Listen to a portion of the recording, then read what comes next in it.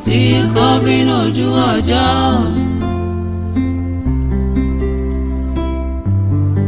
Irú kí lèyí àwa ò lè sọ.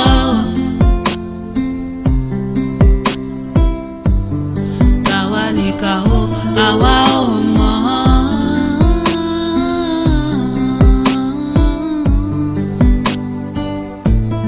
Ta ló dúró sínú òkùnkùn tó ń tafà sí ìmọ́lẹ̀? Ẹni tó mọ̀ ni ló ń ṣe ni ṣùgbọ́n àwa ò lè sọ. Onígògòrò tó ń jẹ̀fọ́ ara ẹ̀fọ́ ló wà ó bọ̀. Ààbùn tí bó ń tókìn ẹ̀fọ́ èmi ò lè sọ.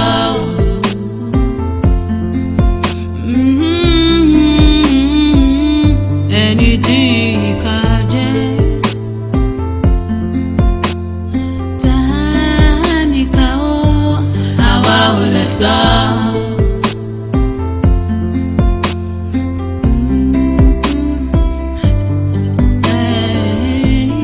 Gbogbo nǹkan tí ẹ̀dá máa jẹ́ láyé orí ti ṣe dání. Mo ti ṣe tán o. Ẹ kú jókòó. Ta ló kàn ní? Èmi ni. Èmi lọ́kàn. Ẹ dákun, mo bẹ́ẹ̀ ṣe dé sí i. Mi béèrè fún bíi mi ní èèwọ̀ dákun jẹ́ wo lílíṣẹ́jú àyà wọn sì padà dákun. Ọ̀yà ajú ọmọ mọ̀ ní ọ̀. Sẹ́mi wá yẹn gúgúrú ní ìní. Ẹ dákun jàre. Ìyá yín lẹ gbà.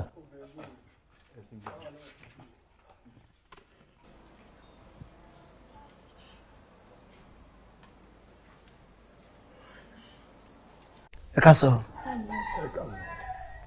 Ẹ káàsán. Ẹ káàbọ̀.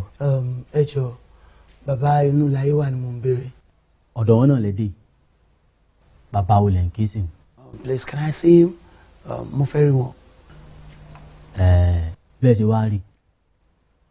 Ẹ lọ rí jókòó ni. Ẹ lọ rí tó ń bẹ̀ wọ́n. Excuse me, sir. I am from a place that is very far. Ibi tí mo ti wá jìnnà gan.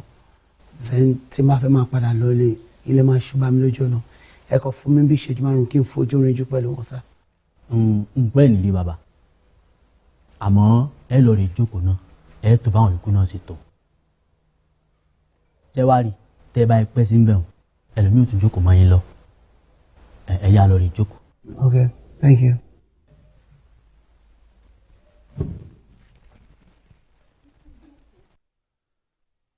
Arákùnrin mi. Yes, sir. Ọlá wípé wọ́n jẹ́ kí n mọ̀ pé ibi tó o ti wá jìnnà ló jẹ́ kí n ní wọlé. Ìwọ náà mọ̀ pé àwọn àlejò tó bá ń kalẹ̀ wọ́n sì ń bẹ́ẹ̀ o. Bẹ́ẹ̀ ni, sir. Ẹ ṣé gan, sir. Mo sì mọ̀ pé bí erelú bá gba àlejò apènà láàjì àìbèrè kí lẹ fẹ́ mọ́ kí là á ṣe ló tún kù tá a bìrà wa. Yes, sir. Ẹ ṣé gan, sir. Orúkọ mi ni Ọlájúwọ̀n Cole. Ọ̀tẹlẹ̀múyẹ́ ni mí. Ìwádìí ikú ọmọbìnrin kan ni mò ń ṣe. Ṣùgbọ́n gbogbo wàhálà tí mo ń ṣe lórí ìwádìí pàbó ló ń já sí. Gbogbo ọgbọ́n àtinúdá tí mo dá kò sí kankan tó yọrí. Mo wá fi wẹ́ lọ. Ọ̀rẹ́ mi kan ló wá sọ pé kí n tọ ẹ̀yìn àgbàlagbà wa. Wọ́n ní tọ́rọ̀ bá rí báyìí wípé ó ní bí àwa Yorùbá ṣe máa ń ṣèwádìí ẹ̀. Nǹkan tó gbé mi wá gan nìyẹn, sá.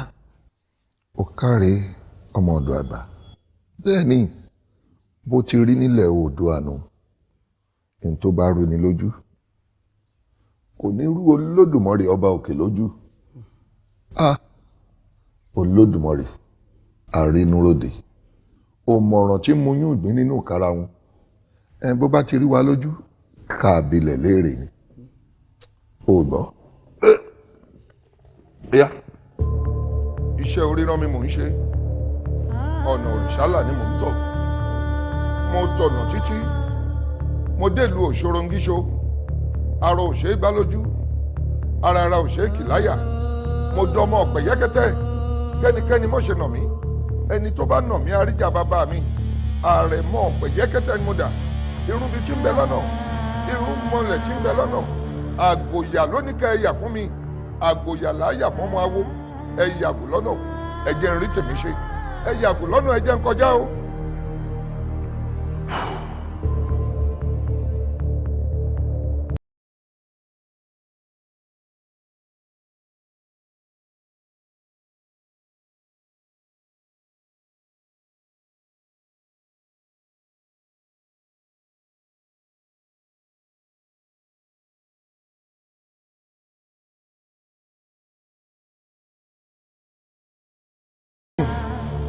mo fẹ́ pè ọ́ lónìí kó o jẹ́ mi ní ìhò tèmi nítorí ajíyọ pọ́npọ́ lọ́wọ́ afẹ́fẹ́ ṣòro lórúkọ ikú ọjà mọ́rẹ̀ ń wò bọ̀ lórúkọ tá a pè sa òkú níkọ alààyè sọ fún ikú pé o ti gba pọ́npọ́ lọ́wọ́ ikú ìwọ ti fi darí ikú bí ikú bá kọ̀ tó dóhun ò ní jẹyin pẹ́pẹ́yẹ sọ fún ikú odò kìyàkìyà tí takú láyà gbéra ńlẹ̀ kó o dìde lójúlójú làwòrán wa jẹ́ ń wọ̀ ọ́. Jesus Christ. níbo nu ta ní jẹ́ bẹ́ẹ̀ ibo ní ń gbé. ẹ má bínú sá. kò burú ṣẹ́ni tó ń wá nì. ṣé o wá rí i pé kò tí ì kú.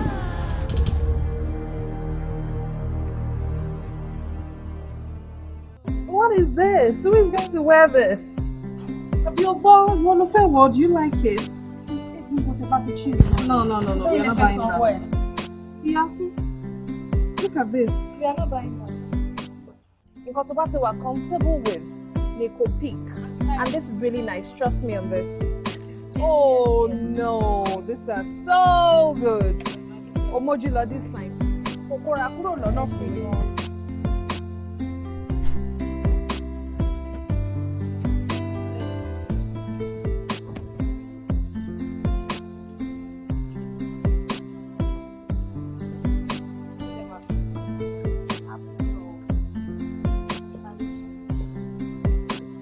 You're such a clown.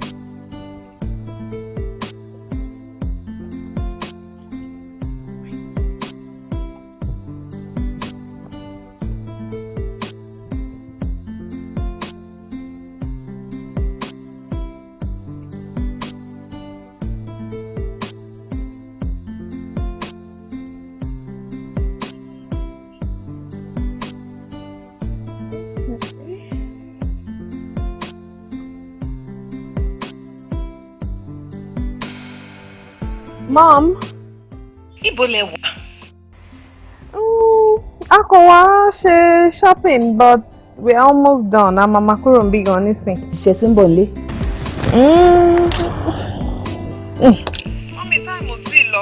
Títí ìrọ̀lẹ́ a máa bọ̀ nílé. Wọ́n lè fẹ́ dá àwọn ibì kan náà. Ok. Gbé fóònù fábúrò ẹ̀ kí n bá sọ̀rọ̀. Ẹ kọ́kọ́ bá Fikayo sọ̀rọ̀. Hello, Mommy. Kásán Fikayo, how are you? Dádì àti mọ́mí ẹ̀ ń kọ́ àtàbúrò ẹ̀. Àlàáfíà ni gbogbo wọn wà. Ok.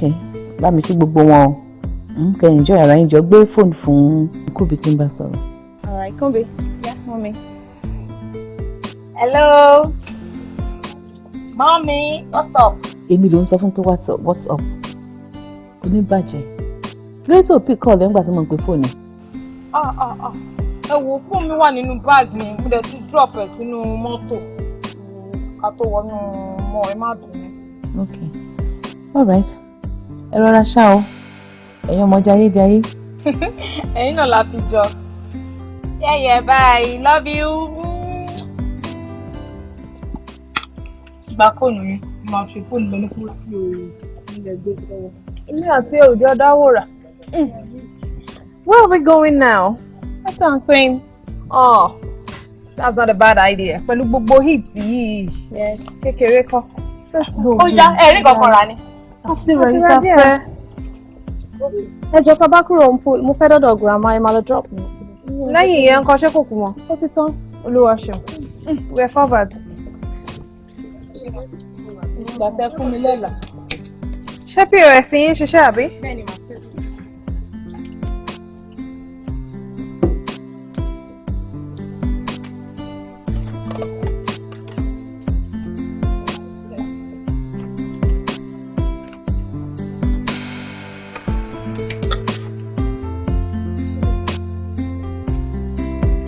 Current.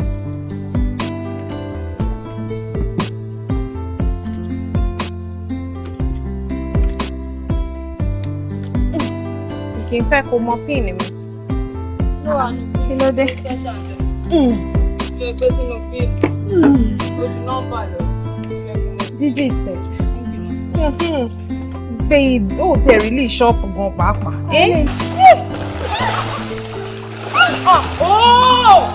Àti ká ẹ̀sọ́ pé ilẹ̀ kí bọ̀ yẹn dé bẹ̀. Wà á báyìí. Lọ́dún bá kó wọ̀ mí nínú ní.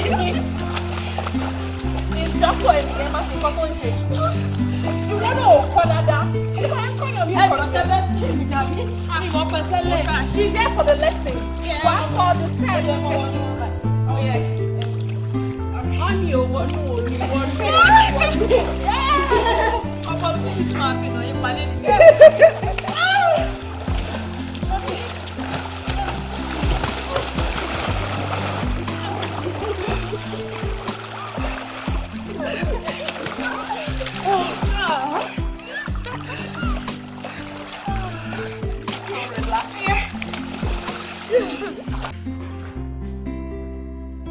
Pẹ̀lẹ́.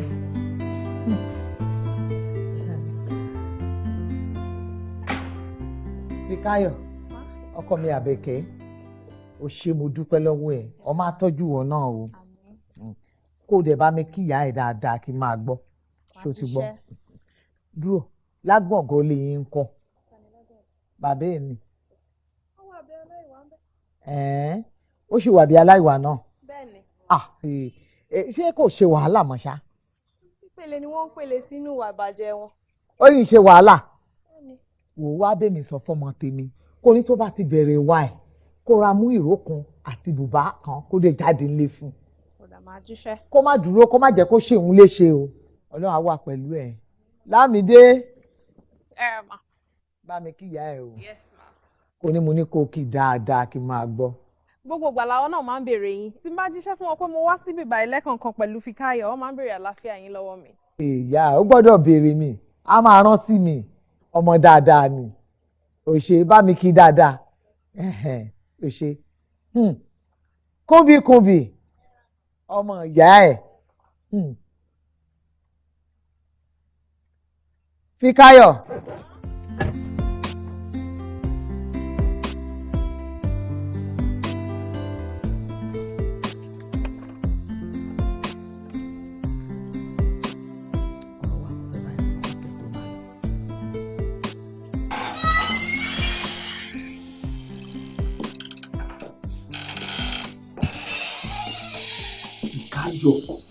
Fíkáyọ̀, yá mi létí ẹ̀ mo fẹ́ bọ́ sọ̀rọ̀.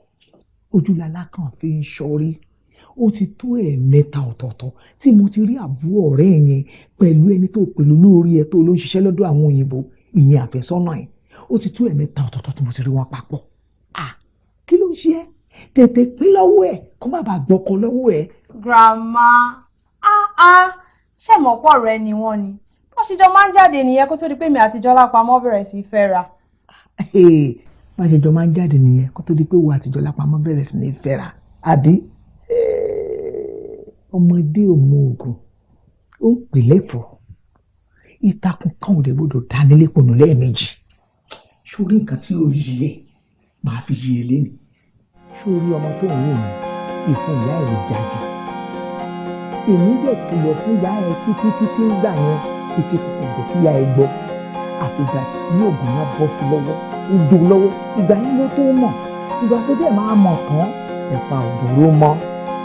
Sórí ìyá ẹ̀ àti àwọn ọmọ yẹn bẹ́ẹ̀ ṣe ń ṣọ̀rẹ́ fún bẹ́ẹ̀ náà làwọn náà ṣe ń ṣe ọ̀rẹ́ ńgbà yẹn.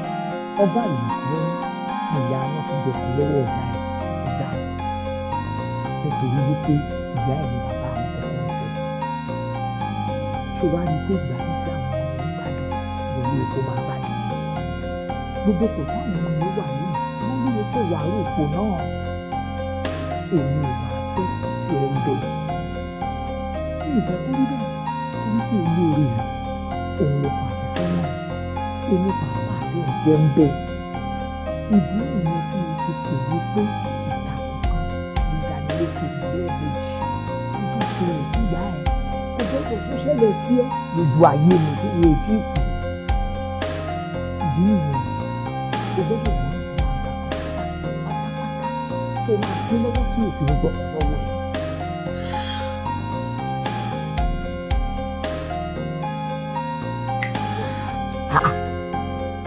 Fikayo. Lábẹ́ má sọ bẹ́ẹ̀ bọ́. Pẹ́tẹ̀ kì í ló lè ṣe. Títí ẹ̀ bẹ́ẹ̀ kò sọ pé kò sọ kó pé wọ́n jẹ́ ọmọ ẹgbẹ́ ọ̀hún jó ní gàdìgàdì àdúrà ló ṣe ṣe kí ló ń bá ẹ fẹ́.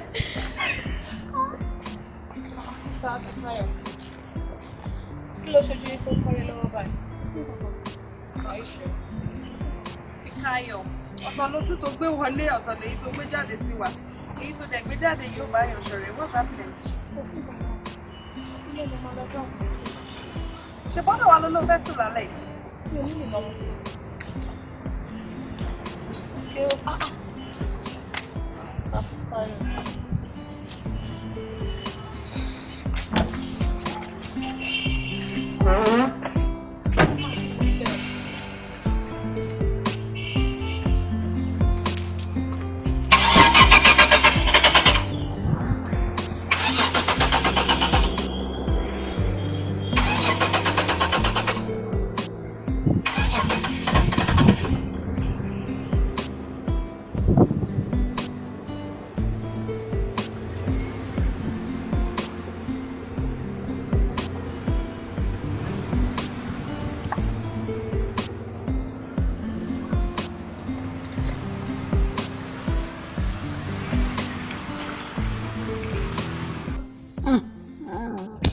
oríṣiríṣi.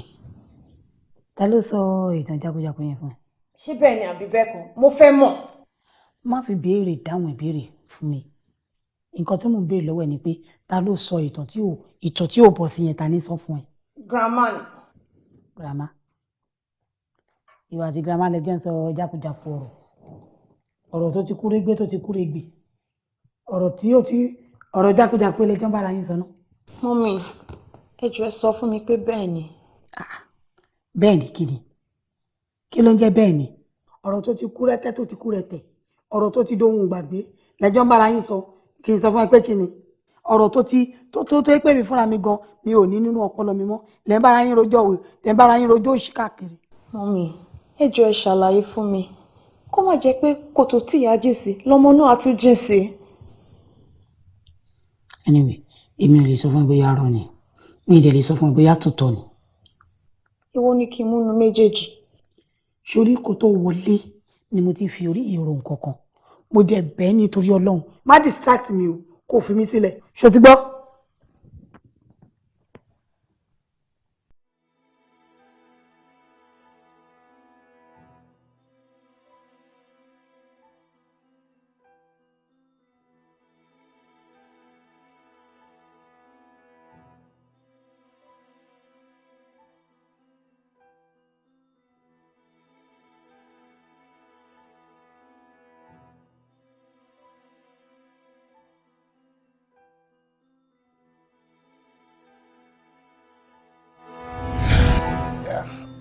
Ọlá.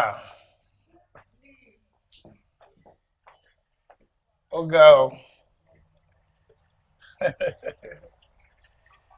Yeah.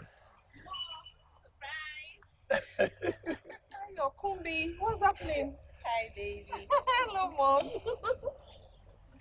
Anyway, thank you very much for the injury. Ní àkọ́kọ́ gẹ́gẹ́ bí olórí ilé, èmi dúpẹ́ ní ọwọ́ Ọlọ́run Ọba. Epo kò fi kan gbà kan lọ́wọ́ mi rárá. Ó dá ẹ̀mí mi sí àti ìyàwó mi àti ẹ̀yin ọmọ mi. Mo tún wá dúpẹ́ lọ́wọ́ Ọlọ́run Ọba pé Ọlámídé ọmọ dádì ẹ̀ ó lé ọdún kan sílé ni. Kí Ọlọ́run jẹ́ kó ṣe ọ̀pọ̀ ọdún láyé. Àmín. Ó ní fàìsàn ló gbà. Àmín. Wàá ju àwa méjèèjì tàbí ẹ̀ sí láyé lọ ní agbára Ọlọ́run Ọba. Ó wà ní gbégun eléegun. And that's my prayer to Almighty Allah every time. Gẹ́gẹ́ bí inú mi ṣe dùn tó léni Ọlámídé You see this car? Just take it. Eléyà jẹ́ ẹ̀bùn fún ọjọ́ ìbí tó ń ṣe lẹ́nu.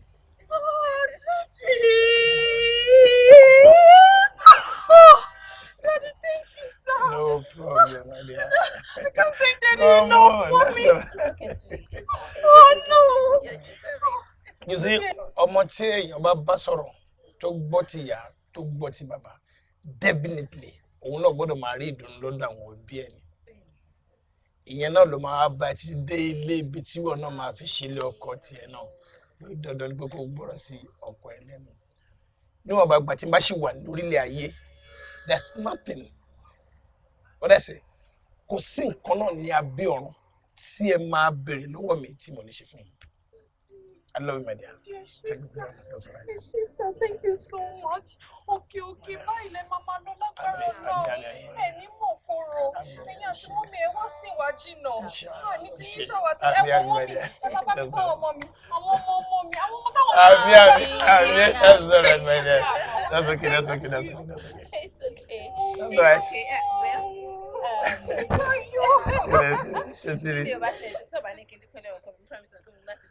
Èmi mọ̀ pé Ọlọ́run ọba ó ń bá mi dúpẹ́ ó dẹ̀ máa tó máa bá mi dúpẹ́ lọ́wọ́ ẹ̀.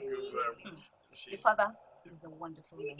In fact mi ò fi ọjọ́ kan ṣe báyìí rí grace pé mo gbà láti jẹ́ ìyàwó ẹ̀. Anyway, Fikayo ní agbára Ọlọ́run ọba ìgbà tí wọn náà bá máa ṣe ọjọ́ bíi tiẹ̀ báyìí àpéjú ṣe lágbára Ọlọ́run and I will surprise you. Èmi ni mi ìbá wà nípò tí Ọlámídé àti Kúnbí wà báyìí. Àwọn ń gbádùn bó ṣe wù wọ́n. Èmi ń jìyà bí ò ṣe wù mí. Dádì wọn mọ iyì wọn gẹ́gẹ́ bí bàbá sọ́mọ. Ó tún mẹ́tọ̀ọ́. Èmi nìyí. Bàbá mi ò mọyì kò mẹ́tọ̀ọ́.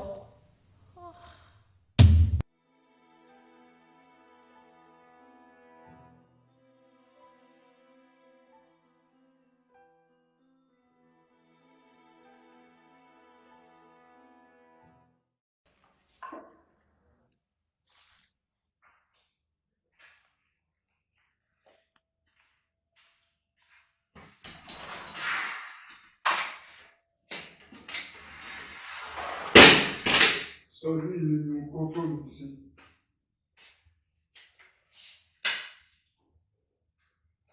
Ó ṣe hot lọ́pọ̀lọpọ̀ ọjọ́ oúnjẹ tútù.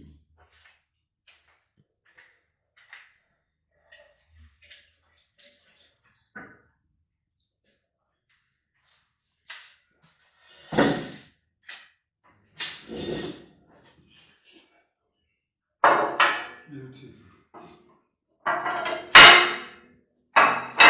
Correct. Good. So beautiful. Ẹ wojú ọbẹ̀ kẹ́ ẹ mú yán. Òfin. Báwo lọbẹ̀ yìí ṣe taste báyìí? Dẹ́dà bẹ ní pé òrí náà fi sè. Ọbẹ̀ rú orí. Obìnrin yóò ṣerú eléyìí rí náà. Ẹ ló taste ẹ sí.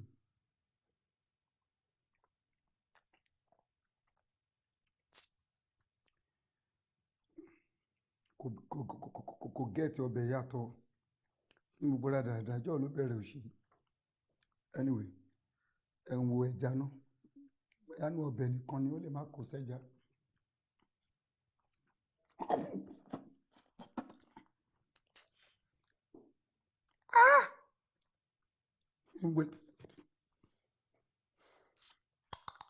Lè bá gbọ́ ẹnu mi jẹ́. Mo sún mọ́lá ìyá Fikayo.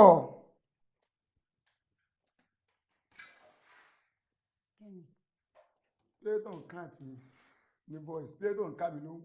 Ṣé kí n máa sáré bọ̀ àbí kí? Ẹbí mo ti gbọ́ ọmọdé tí ń bọ̀. No, it's wrong. Iye tó ṣe yẹn ìgbéraga wà ń bẹ. Kò dẹ̀ ìgbéraga yẹn mi dẹ̀ mọ̀ gbà tí yẹn dé sí ẹ̀. Anyway, jẹ́ kí n put yẹn aside. We discuss about that later. Jọ ìyá Fikayo. ingredient wo ló lò fún ọbẹ̀ yìí àti pé why tó fi jẹ́ òrí ló fi ṣe. ẹ̀dùn náà kí ló máa ń ṣe yín náà ṣé wà ókè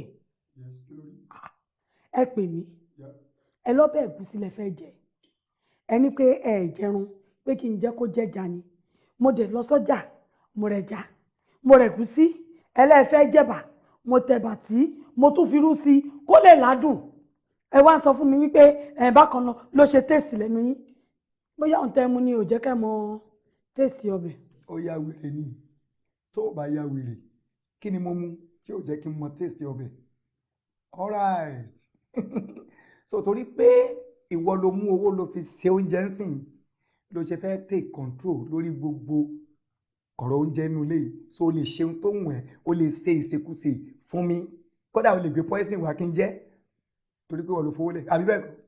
bọ ẹ jọ nítorí Ọlọ́run kí ni tó mi yín gangan problem wo lẹ ń fi lé ayé yín gbọ́ kí ló máa ń ṣe yín ẹ lówó lọ́wọ́ tẹ máa múlẹ̀ àti fowó ṣe nǹkan rélẹ̀ fún yín ẹ máa sọ̀rọ̀ bí ẹni pé wọ́n sàsí yín ni kí ló ń ṣe yín. That's right. Ìfẹ́ bẹ́ẹ̀ rojọ́ pọ̀. But now, ladies and gentlemen, by the power conferred on me as the manager of this house that is managing you, your daughter, myself, and the entire family, I hereby terminate this suit. Má yẹ kọ́rọ̀ ẹ sú mi o. Má jẹ́ kí ọ̀rọ̀ ẹ má jẹ́ kó sú mi o. Torí dàbí pé wèrè ti fẹ́ sí ẹ lọ́pọlọ. Màá fi gbogbo gbèsè ayé mi ṣe ohun tó fẹ́ jẹ. Wàá máa sọ rubbish ọ̀rọ̀ jákújákú. Gbogbo ẹnu ẹ ló pín sí. Ṣé ìyẹn ló yẹ fẹ́ tí ọwọ́ bọ̀ mí lójú ká ní kì í ṣe windscreen tí mo lò yìí. Ọ̀rẹ́ o fẹ́ fọ́ bàbá ẹ lójú àbí? Màá jẹ́wọ́ fún ẹ lọ́sàn-án yìí. Wàá ríran wò. Ọ̀sán yìí ló máa dá mi lójú ṣe jẹ́. Bàbá Bíkáyọ̀. Kí ni gbogbo rubbish yẹn? Mo bẹ̀rẹ̀ lọ́wọ́ ẹ̀ ní kí ló kọ kí ló ṣe. Kí ló fẹ́ ṣe pẹ̀lú ọbẹ̀? Kí ló ń bọ̀ lọ gbọ́ bẹ̀ mí lọ? Níbo ló ń gbọ́ bẹ̀ mí lọ? Níbo ló ń fẹ́ tẹ́? Ẹlẹ́yà mi mọ̀. Àbúrò gbọ́kùnrin ìṣẹ́pẹ̀ ni. Kò fẹ́ gbọ́. That's all right. That's all right. Mo ń bẹ́ẹ̀ tún ṣe ló ń wò yẹn. Mo ń bẹ́ẹ̀ tún ṣe seriously. That's all right. Mo máa ń jẹ́ mo tó ya wèrè ní ọjọ́ fi mí lẹ̀. Ọbẹ̀ tó kú. Mo jẹ́ pàṣẹ. Mo fẹ́ fẹ́. Mo fẹ́ fẹ́. Màá yẹ̀ ẹ́ wò. Wọ́n fi ẹja. Èmi máa ń sọ bẹ́ẹ̀ fún ọmọ fi ẹja. Ó ní máa jọ́yọ̀ sí ẹ́. Ní ẹ́. Ọbẹ̀ tí gbogbo ní máa jẹ. Sọ́mọ ń jẹ. Tí wọ́n ń jẹ. Sọ́mi ń jẹ oúnjẹ mo jẹ sáàmì. Mi ò wọ́n gbà. Tí o bá jẹ́ kó ya wèrè, èló ló kó nẹ̀. Èló ni déètì tó wà lọ́wọ́ ẹ̀. Tó o fi lọ sí láti bàjẹ́ ìtàlọ́run kó wá pé ìlú láyé. Tó fi wá ṣe òṣì ọbẹ̀ tó ń kọ̀ǹtù ẹ̀ nínú ilé tí mo jẹ́ baálé. Mo ya wèrè tí bá yẹ ẹ wò wé ní àwọn èèyàn àfọ̀gá bí. Torí mo ṣẹ̀ṣẹ̀ wàá mọ̀ ni ìgbà tó ti ń jẹ̀ ni wọ́n ti gbẹ́ ẹ ní ẹ̀sẹ̀ lórí níbi tó já ní orí olórí burúkú ibi tó já ń bi orí ẹ̀ wọ́n ti gbẹ́ ẹlẹ́sẹ̀ ó ti ya wèrè òkan mọ́ ní wèrè yá wèrè wà lára ẹ̀. ó lè jẹ́ kó bá wọ́n kúrò fún mi jàre kò tún sí dájú ẹ fẹ́ ṣe bẹ́ẹ̀ ni mo sọ kò sí kò sí dájú ẹ fẹ́ ṣe orí ẹ fẹ́ yí orí ẹ gbọ́ kárí mo kò sí orí ẹ ti dà ọ̀sẹ̀ ti fa yí ẹ̀jẹ̀ wọ́n ní bí dájú ẹ fẹ́ ṣe o. torí màá nínú ẹ̀ bá mi ò ní torí ẹ̀ lọ fẹ́ wọn. Jọ́kọ́lọ́ mi bá ọ̀yá kò ní bá ọ̀yá. Jọ́kọ́lọ́ ọ̀yá. Wọ́n sọ́ni mo ń gà ẹ̀. Náà mi máa pa ìyá ẹ̀. Máa pa ìyá ẹ̀. Jọ́kọ́lọ́ wọ́n gbà fún mẹ́ta bàtà. Máa pa ìyá ẹ̀. Fílẹ̀. O jẹ́ mi ìyá ẹ̀ ṣe. Ọ̀yá. Mi gbọ́dọ̀ jà ń public. As a boxer mi gbọ́dọ̀ jà ń public. Máa pa ìyá ẹ̀. Máa pa ìyá ẹ̀ dàbí. Dàbí káyọ̀ máa pa ẹ̀ by style. Máa pa ẹ̀ by style. O ṣe ń gáàjì olórí burúkú yìí. Máa pa ẹ̀ by style. Ó ti ya wèrè èmi wọ́n mú ààrẹ. Ó jẹ́ kí n rọ́ṣọ́ ọjọ́. Máa ń ná ọmọ ìgbà. Ó jẹ́ ká bú ẹ̀ṣẹ́ gbé mi. Yes! Oh guys! Yeah! Ọlọ́run ìwé olóyè ẹ̀. Yá fi káyọ̀. Màá ná ẹ̀ wá bẹ́ẹ̀.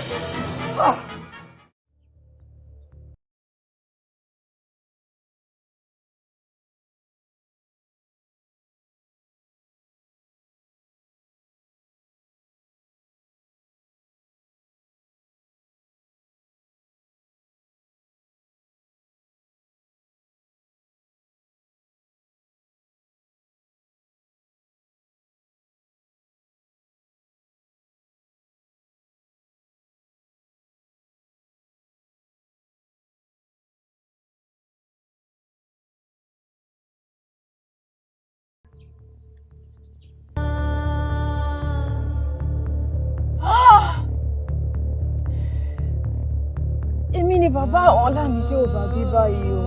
Tó fi jẹ́ bàbá burúkú yìí ló bí mi. Mọ́mí Ọlámídé, ìkà nìyí o. Ilé pa kádàrá mi dà. Lè jẹ́ kí n gbé ìgbésí ayé tó wù mí.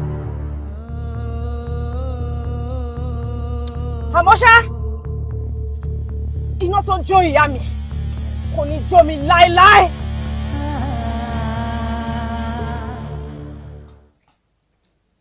Màámi, ṣé kò ń ṣe ìmọ̀ ń bá sọ̀rọ̀ látàárọ̀ ni àbí ẹ̀ máa lẹ́ẹ̀gbọ́ pé mò ń bá yín sọ̀rọ̀ bíi látàárọ̀? Ìwọ ọmọdé yìí ṣé o ní nǹkan mi gbà lára mi ni jẹ́ kí n jẹun mi gbádùn ṣé ó dìgbà tátá bá yọ nímú mi kó o tó fi mí lọ́rùn lẹ̀ wọ́n ti bá dé jẹun tó wàá máa sọ pé nǹkan tó fẹ́ sọ má pa mí o. kí ni jẹ́ kẹ́ jẹun tó kí n tó sọ̀rọ̀ màámi ẹ jẹ́ ṣọ́ra yín àwọn ọ̀tọ̀ burúkú ìtọ̀kítàn tẹ́ ń pa fún Fikáyọ̀ màámi ẹ stop ẹ o kó tó dọ̀ràn o. ìtara dáadáa wo ni mo sọ fún mi ìtọ̀tara dáadáa fún ọmọ mi n tó ṣẹlẹ̀ ni mo sọ fún mo dẹ̀ ṣe máa sọ ni mo ṣe sọ ni kò dẹ̀ ṣe tó fẹ́ ṣẹlẹ̀. Màámi gbọ́dọ̀ ṣe rí lẹ́yìn ṣe sọ yẹn ṣẹ́yìn ò mọ̀ pé ìtọ̀kítàn ló máa ń bí ọ̀rọ̀kọ́rọ̀ kẹ̀dẹ̀rẹ́ òun ló máa ń bí orókóró kẹ̀dẹ̀rẹ́ ó máa tàn tó máa gbin ewé ni màámi tó bá dẹ̀ délẹ̀ tán Ọlọ́run má jẹ́ kí gbogbo wa fara gbá irú ọ̀rọ̀ wo ta ló rán yín iṣẹ́ ta ló ní kẹ́ máa pàtàn kiri màámi. bí ṣe máa pa rìn mo lè gbọ́dọ̀ pa ọ̀dà ṣé kémi wá máa sọ fún ọmọ mi wípé ìyá ẹ̀ ló fẹ́ gbọ́kọ̀ ìyá kùnbi ni tí mo gbọ́dọ̀ sọ fún un nìyẹn kí n sọ fún un wípé ìyá kùnbi ló gbọ́kọ̀ lọ́wọ́ ìyá ẹ̀. Màámi Ọlọ́run má ṣe ń lálá kù jẹ nítorí pé wọ́n ń gbé rẹ̀sì wá fún yín wọ́n ń gbé ẹ̀dìẹ̀ wá fún yín wọ́n ń gbẹ́wà wá fún yín. nítorí ń tẹ̀ ń rí gbà lọ́wọ́ ọkọ ọmọ yín òun lẹ wá do ní kinní sí ló wá fi di pé ẹ wá ń parọ́ fọ́mọ. Màámi ṣé tèmi bá pe Fikáyọ̀ jókòó tèmi sọ bí ọ̀rọ̀ ṣe rí gangan fún bí ìtàn yẹn ṣe lọ tèmi sọ gangan fún Fikáyọ̀ kí ṣe ẹ̀ mọ̀ pé máa fojú onírọ́wò ìyá tèmi ni àbí kò ṣe rọ́lẹ̀ pa ni kò ṣe pé àwa la fẹ́ gbọ́ kọ́ngbà yẹn náà lọ́jọ́ náà lọ́hùn ni tẹ̀bẹ̀rẹ̀ sí ní parọ́ ọ̀rú irọ́ bàǹtìbàǹtì kò ṣe àwa la fẹ́ gbọ́ pọ́ wọn ni ṣé àwọn gbọ́dọ̀ mọ̀ pé rọ́lẹ̀ ń pa fóun. mi ò lè wí bẹ́ẹ̀ inú ti ẹ ló bù báwo ni mo ṣe fẹ́ pe ọmọ mi kalẹ̀ kí n máa sọ owó ọ̀rọ̀ yẹn fún tí mo gbọ́dọ̀ sọ fún òun ni mo sọ fún yẹn ìwọ ò mà wípé bí ọmọ ẹni bá ya wèrè téèyàn bá jèrè ẹ̀ tá a bá jèrè ọmọ ẹni kò léèwọ̀ èmi jèrè Fikáyọ̀ fún ọkọ ẹ̀ àtúngangan mi ò lè kọrin sí ìyá lè jẹ́ pé ọ̀rọ̀ Fikáyọ̀ dàbí ọ̀rọ̀ tiẹ̀ sọkọ ló fẹ́ ni ọkọ dìgbòlugi ọkọ wèrè ọkọ tó gbogbo ti bá tiẹ̀ jẹ́ yẹn èmi ò lè jẹ́ kọ́rọ̀ ọmọ mi kó dàbí tiẹ̀ o tó ti gbọ́ tó bá rí sọ fún tẹnu mi ló máa gbọ́. Màámi ṣé ẹ rí igi oró tẹ̀ ń gbé ilẹ̀ yìí ìgbà tó bá dàgbà tó bá rúwé tán Ọlọ́run jẹ́ ká pa yín kó ká èmi ò rí yàtọ̀ ẹ̀yin àtọkọ mi pàápàá nǹkan kan báyìí lẹ fi yàtọ̀ síra yín mi ò rí màámi. ọkọ ewèrè ṣé wèrè lèmi ni èmi nọ́ọ̀mà èmi ò ń ṣe wèrè mi ò ń ṣe dìgbòlugi wèrè alákìsà tán lọ́kọ ẹ̀ kàn ń ṣe wèrè aláṣọ tó bá tún jẹ́ wèrè aláṣọ ó tún yàtọ̀ wèrè gidi ká jókòó láàárọ̀ kùtùkùtù tá a máa da ògógóró sọpọ́ lọ ṣé ìwọ débírí kan bọ́ ògógóró wájú mi àti oúnjẹ tó bá ní ìyá mi lè jẹun kú kú ní ìyá mi o mo gbà yẹn ìwà kó wá nígà ẹ o ó mú ògógóró èmi kọ́ kí n má rí irú ẹ̀ láyéláyé. Màámi mo fi Ọlọ́run ọba bẹ̀yìn ẹ má gbìngì oró sínú ọmọ fún mi ṣé mo kó ó lè dánràn lálẹ́ ẹ má gbìngì oró igi tẹ́ ń gbìn màámi tó bá bẹ̀rẹ̀ sí ní rúwé tán wàhálà ńlá ló máa dà o ẹ jọ nítorí Ọlọ́run mo fọlọ́run bá màámi bí mo ṣe ń sọ yẹn kó máa wọ̀ yín lórí o màámi.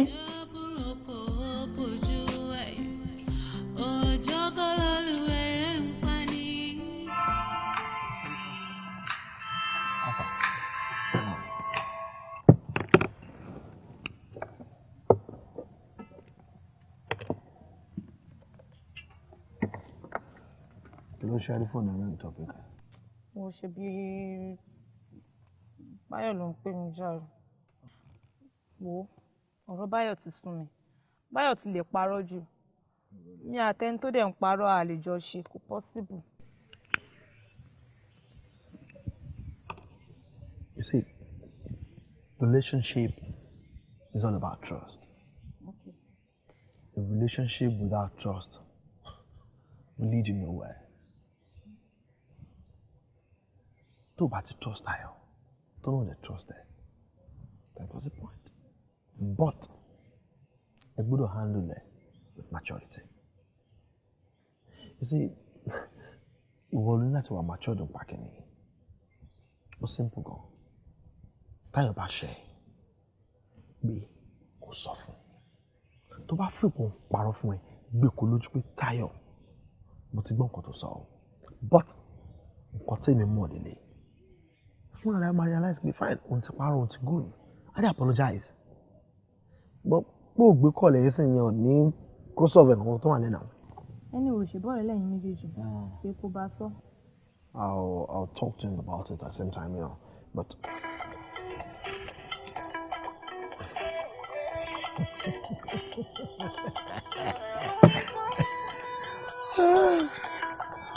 okay, yo.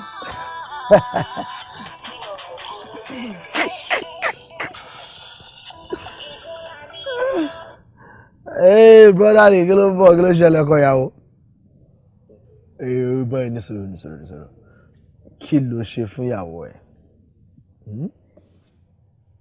Ẹ náà ó ló ṣe òun parọ́ fún òun ṣe gbá òun ṣàwò. She there with me now? Yes. Àkọ́kọ́ gbé kọ̀ lẹ́nu wọ́n rí náà. Wọ́n náà fọkọ̀ ó ló ṣe ẹ̀. Ọmọ ìyá gbàgbé o. Wàá lè jẹ́ kó yé wa. Kò fẹ́ gbọ́. Brother, make I tell you the simple truth, Orọ́ ọmọ gidi, o mess up. Àlọ́ gbé kú gbé o. Àlọ́ gbá wọn ara wa ọkọ̀ bí tara bí kan kí ọ̀hún o. Anyways, kò sí wàhálà. I go follow and talk. Pè sí wọn bí kọ́lẹ̀. Mi gbọ́. Anyways, tí màá ti kún mi tèmi mú lọ́rẹ́ ni. So bí a ká block ní mi dẹ̀.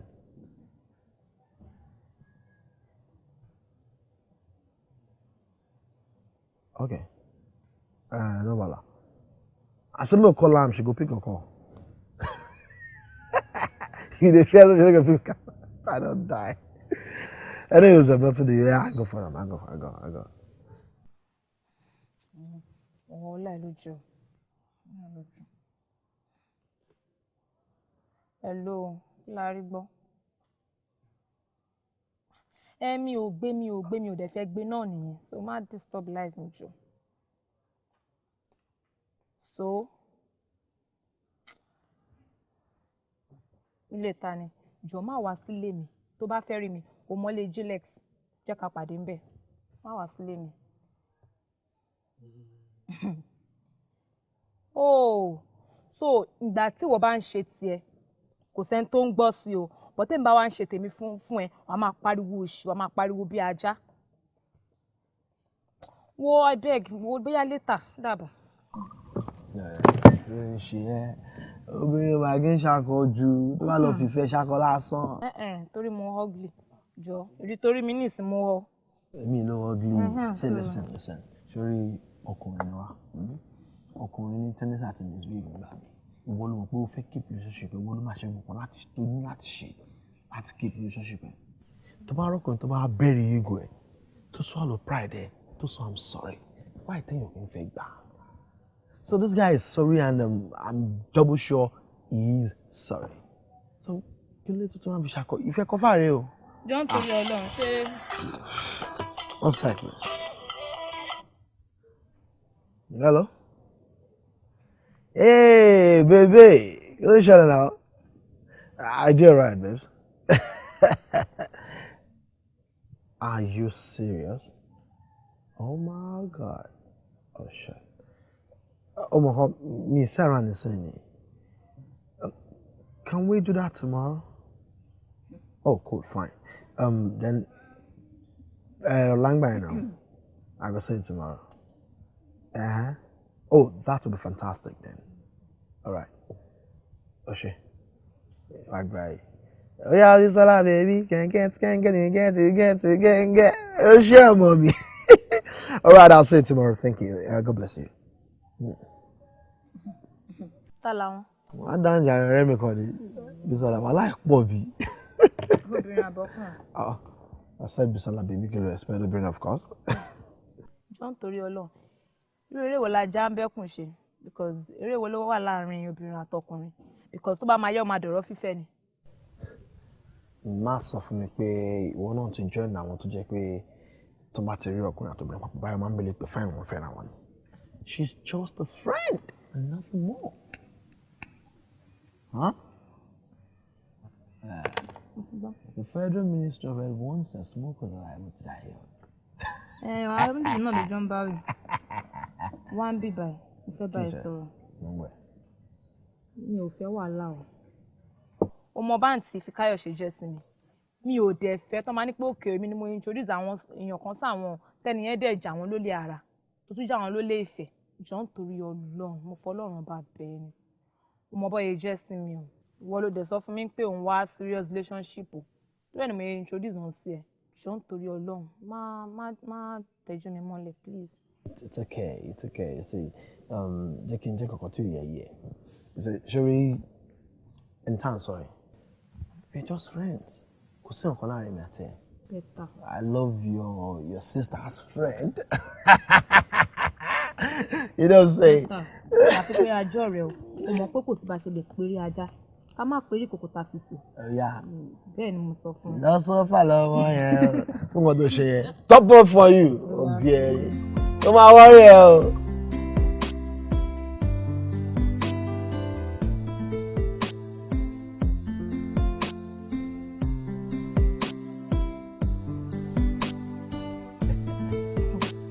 Easy. Watch it. Okay. This is the a future mother. What to you? I will see you. Easy. Okay.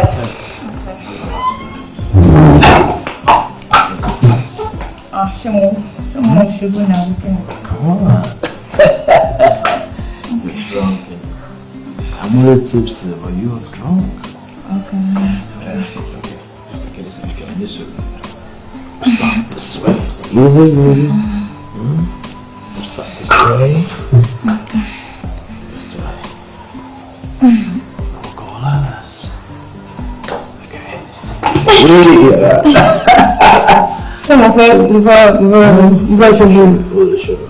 Okay. Over time. Alright. Okay. Huh? Baby, I told you you're drunk. Okay. I want to. Mo do pa ni gba àwọn ọmọ. Tó fẹ́ pọ̀ ni àbí? Mo tó pọ̀ náà. Ọdẹ mi ní kitchen.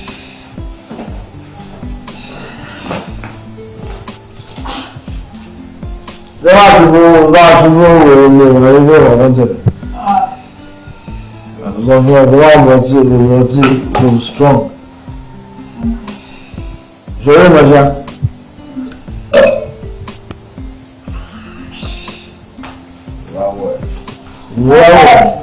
Wọ́n lè mo ṣe ní.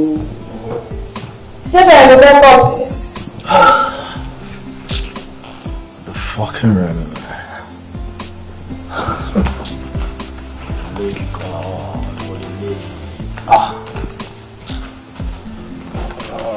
This one doesn't just stop us to die.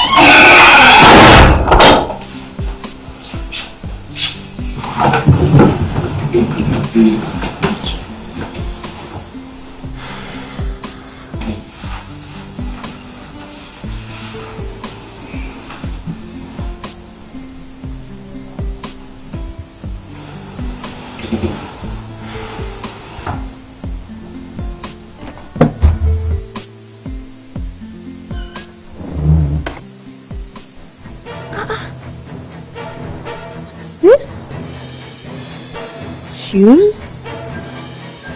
Kí ló ń ṣẹlẹ̀ níbà?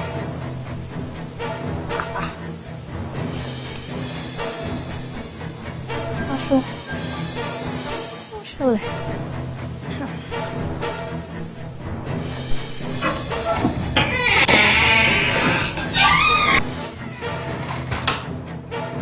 So it's true.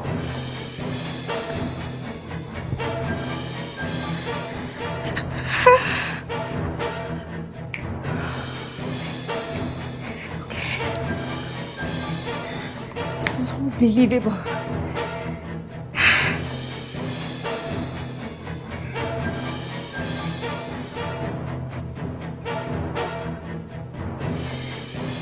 This is true.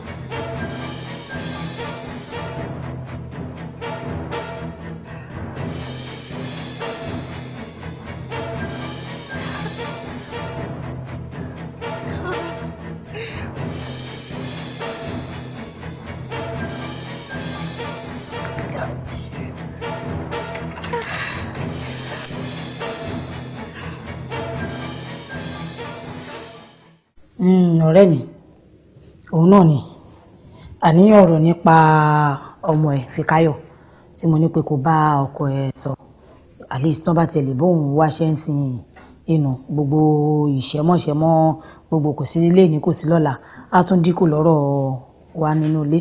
ó sábà sọ ọ̀rẹ́ mi bí ẹ kò mọ̀ pé ọtún bá ò ní mind as long as wọ́n ti jẹ́ pé wọ́n is always ready to help so tó bá ti yá ikùn ti Fíkáyọ̀ ó sì yá ọ̀rẹ́ ìtọ́kọ mi náà. Ó dáa kò burú there's no problem ọlọ́run Elédùmarè tó fi ẹ́ sí ipò ọlá lágbára ọlọ́run ọba kò ní yọ ọwọ́ ẹ̀ láwọ̀ lágbára ọlọ́run ó ṣí ọ̀rẹ́ mi ló bá mi fi sọ́kàn gidigidi o ò ṣe mo dúpẹ́ thank you dẹ̀ bá mi kọ́kọ́ ẹ náà ó ṣe.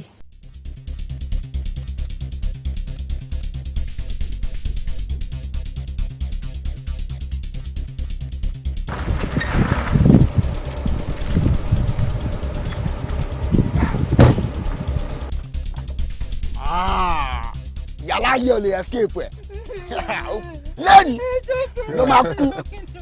If your mama dey here, I go fuck up. If your mama dey here, I go fuck up. Carry. No waste time. Your mama will born you. If they here, I go fuck up. Carry am. Move. No waste time. Sit time. No waste time. Sit time. Your mama will born you.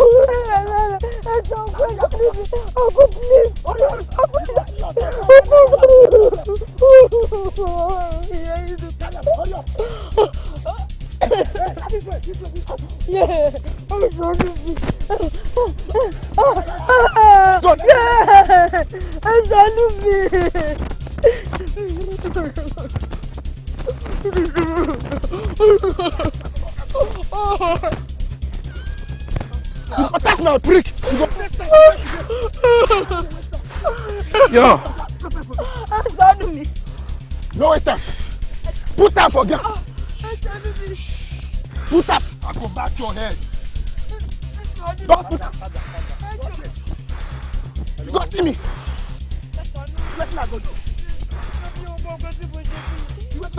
No waste time. You go. Waiting.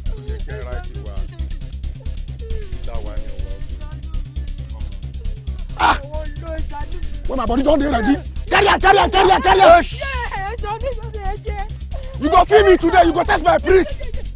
You go test am. You go test am today. You go test my prick. If your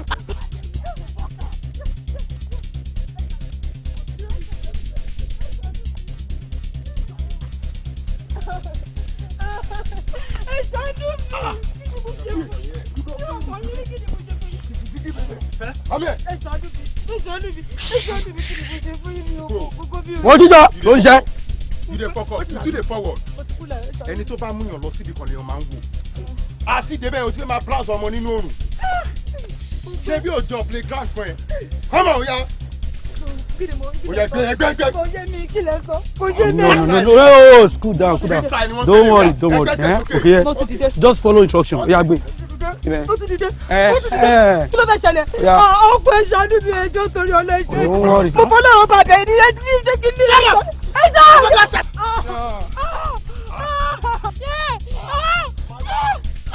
Shut up! What are you doing?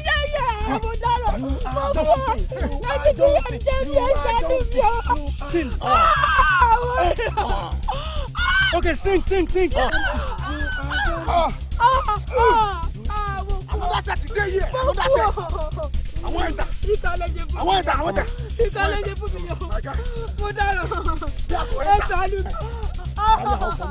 Carry her for me.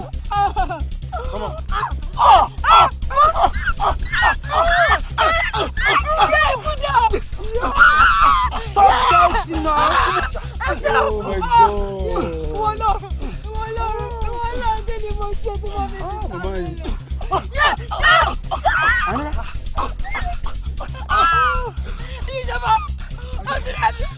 Stop shouting now. Oh my God. Stop shouting. I won't come. Come now. Oh man. Next turn. Next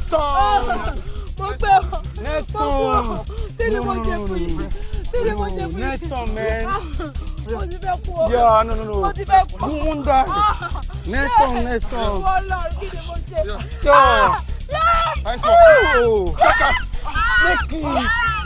Boss. Come on. Oh yeah. Last batch. This is my turn.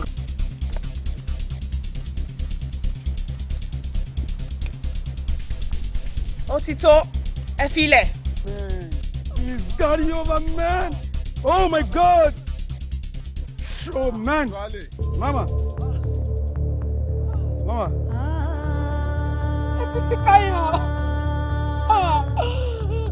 Àti fi káyọ̀ àṣẹ ilẹ̀ ràn wọ́n wá àti fi káyọ̀ kí ni mo ṣe fún yín.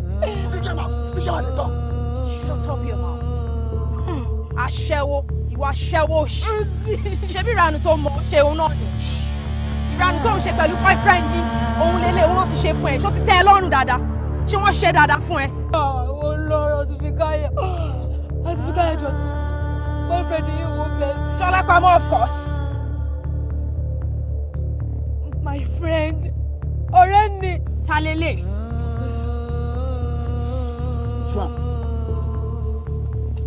Ta lélẹ̀?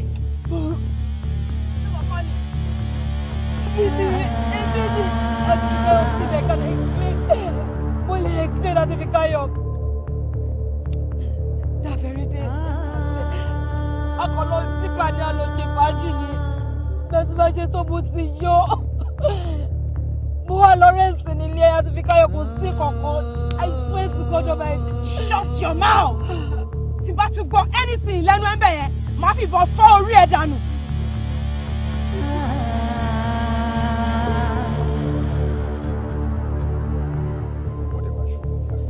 You don't mark your face, mark my face, mark everybody's face. Come back. You go kill her today. You go kill her. Àpàdánù kò léèwọ̀.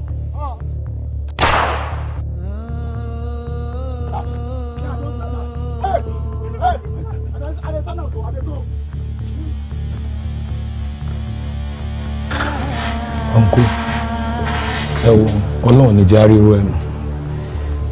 Iṣẹ́ wá rẹ́yìn tó bá nírú ọ̀rọ̀ yìí ò ní dùn yín.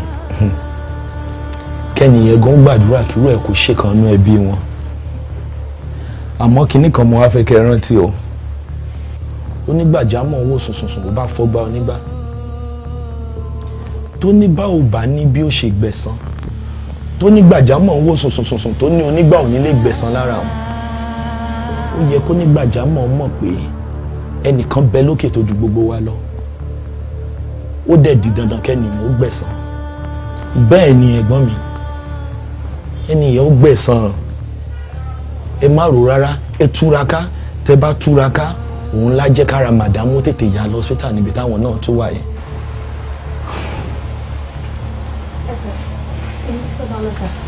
Torí mo ṣe fẹ́ yọjú sí mọ́mì ní hospital. Thank you, sir. All right. Yes, sir. Uncle, ẹ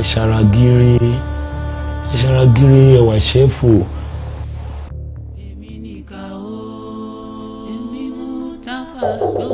Come in.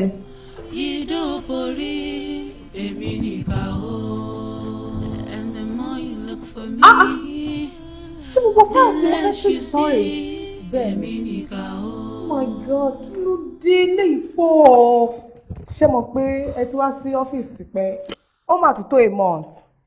Oh, I would really have preferred pé kí n get àwọn kinní ní soft copy. That way, màá lè ṣe lórí computer. In fact, mo tún lè continue lórí laptop mi nílé.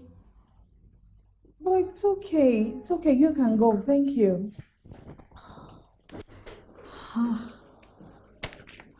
For real?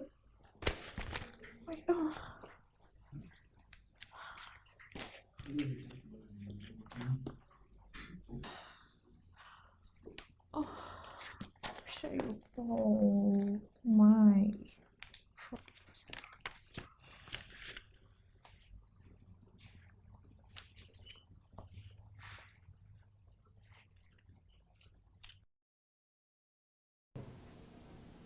Hello? Ekaroma. Oh, thank you so much, ma. Eshigonima. Àbí bá ṣe rí nìyẹn kí dẹ̀ la fẹ́ bọ́lọ́run fà. Ẹ ṣé ma, ẹ ṣé. Ọlọ́run á dẹ̀ jẹ́ kọ́jọ́ jìnnà síra. Ẹ ṣé ma, I really appreciate. Dádì ò tí bẹ̀rẹ̀ iṣẹ́ ní tiwọn. Màá jíṣẹ́. Ẹ ṣé gan ni ma, I really appreciate your call. Thank you so much, ma. Bye bye, ma.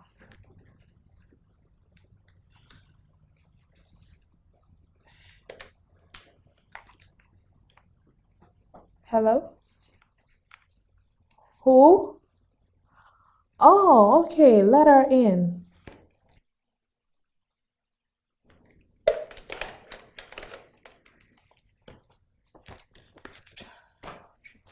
Later. Just focus on this one.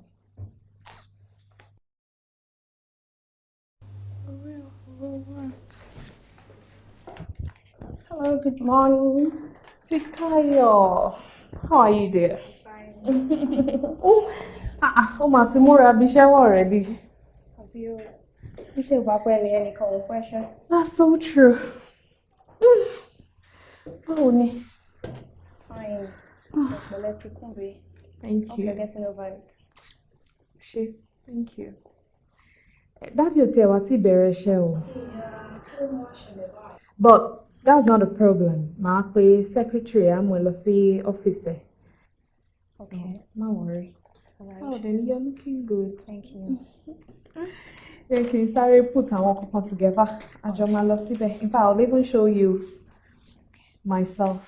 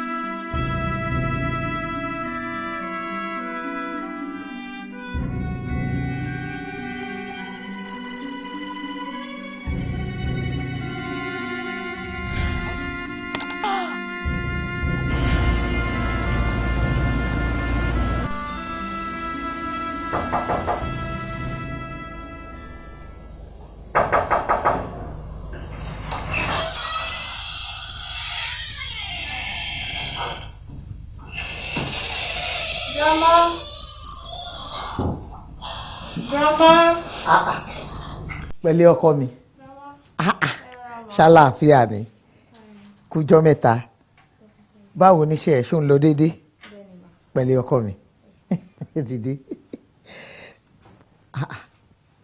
ta ló ní gbogbo eléyìí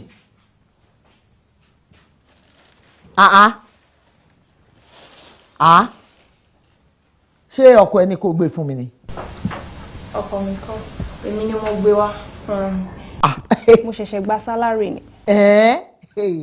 mo ṣoríire oúnjẹ ọmọ di méjì lọ́dọ̀ mi nìyẹn kí n máa dúpẹ́ kí n máa yọ̀ ni. tọkọ ẹ bá gbé tiẹ̀ ránṣẹ́ ìwọ náà tún gbé tiẹ̀ wá. olúwa mo dúpẹ́ o ọlọ́run á bá mi kẹ́ yín ọlọ́run á bá mi bùkún yín ẹni wówó tì. àmín. àmọ́ grandma kò sówó lọ́wọ́ Jọlá pamọ́ báyìí ó dùn pé kò rí nǹkan fi ránṣẹ́ sí yín. kí ló dé àwọn òyìnbó tó ń bá ṣiṣẹ́ nǹkan sáwọn yìí ò sanwó fún un ni. kò sówó kankan lọ́wọ́ ẹ̀ rárá. kò burú náà bí ò bá ti sí owó lọ́wọ́ ẹ̀ bẹ́ẹ̀ yẹn tó bá dìgbà míì àdúrà ni wàá máa ṣe fún un tó bá ti ń ṣàdúrà fún ara máa dẹ̀ ìwọ ò mọ̀ pé ìrọ̀rùn igi òun ni ìrọ̀rùn ẹyẹ. bẹ́ẹ̀ni mo kúkú ń ṣàdúrà fún. àdúrà adé máa gbà. àmín. agbára Ọlọ́run ẹ ní ṣaláì ní ohun tó dára pẹ̀lẹ́ ọkọ mi. grandma ẹ jẹ́ kí n fi nǹkan tí mo gbé wà fún wọn yín.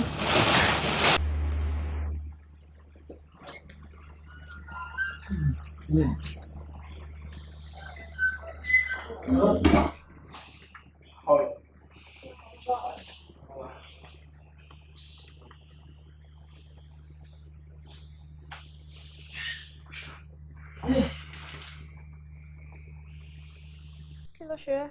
Fikayo, I'm okay.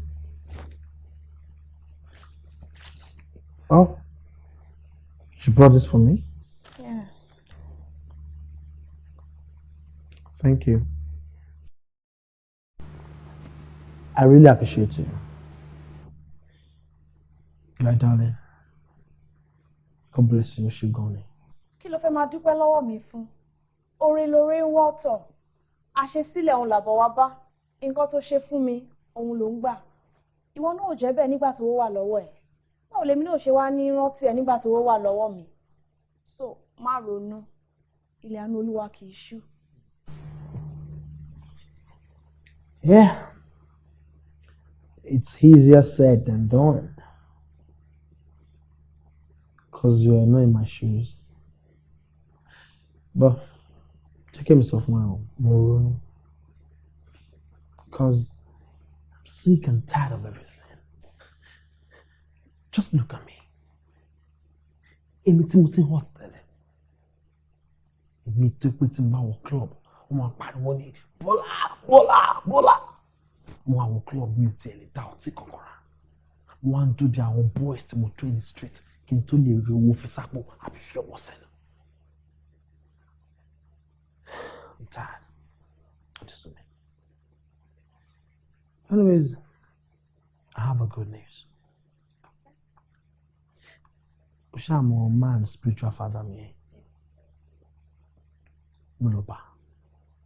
We'll explain everything to Nshele's phone. They come at me pé it's a big deal now pé ọ̀rọ̀ mi ní solution. Ọ̀nà àbáyọ wo nìyẹn?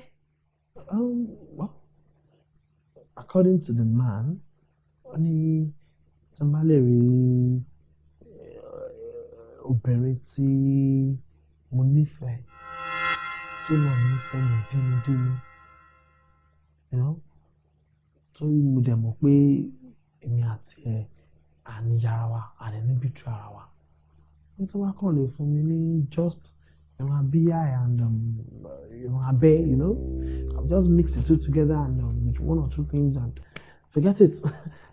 I make it padà ní ẹ, you know.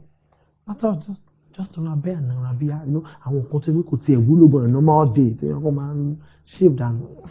Ìran abíyá àti ìran abẹ́ níbo ló ti fẹ́ rí? Ìyẹn ni náà kọ́kọ́ sọ àti mo bẹ̀rẹ̀ lọ́wọ́ ẹ̀. Wọ́n á jẹ́ kó rí mi pé kò ń ṣe just ẹni obìnrin o. Obìnrin tí mo nífẹ̀ẹ́ tó náà nífẹ̀ẹ́ mi. Obìnrin tó jẹ́ pé èmi àti ò lè ever fira wa sílẹ̀. You know, ṣé pé I trust ara wa àdé nífẹ̀ẹ́ ara wa. Gbọ́dọ̀ obìnrin ni mo need. Fikayo. Junior, I love you. And I will do anything for you. Bàbá yẹn jẹ́ kó máa yé mi pé ẹnikẹ́ni ẹnikẹ́ni tó bá fún mi ní nǹkan tí mo wá yìí ó ní pé ó máa title ìfẹ́ mi àtẹnìyẹn then nǹkan kan ò ní ṣèmi àtẹnìyẹn you know a máa pé 80 a pé 90 a pé 100 120 130 and the good news is èèyàn tí mo bá nífẹ̀ẹ́ tó náà nífẹ̀ẹ́ lórí kò fún mi Fíkáyọ̀mí ó dẹ̀ jọ ó dẹ̀ fún mi níra bí àtẹ̀wọ̀n abẹ́. Jọlá tọmọ ṣé tí wọ́n wá irun abíyá àti irun abẹ́ obìnrin ṣé lè kó òun ó kàn mí báwo dẹ̀ lèmi ṣe fẹ́ fún ẹ ní irun abẹ́ àti irun abíyá mi. Because I love you. Mo sorry mi ò lè ṣe.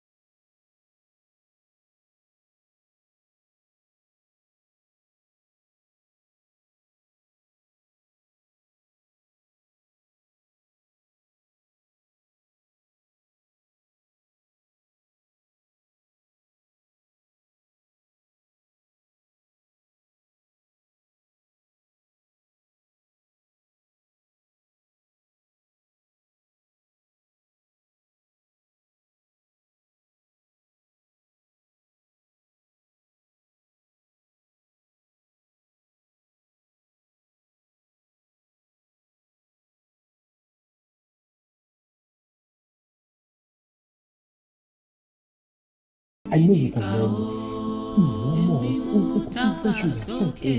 Ìfẹ́ ṣògo wo? Nígbà yẹn ló mo ti fẹ́ ṣe fún wa. Ó kò bí mi jọ. Stop please.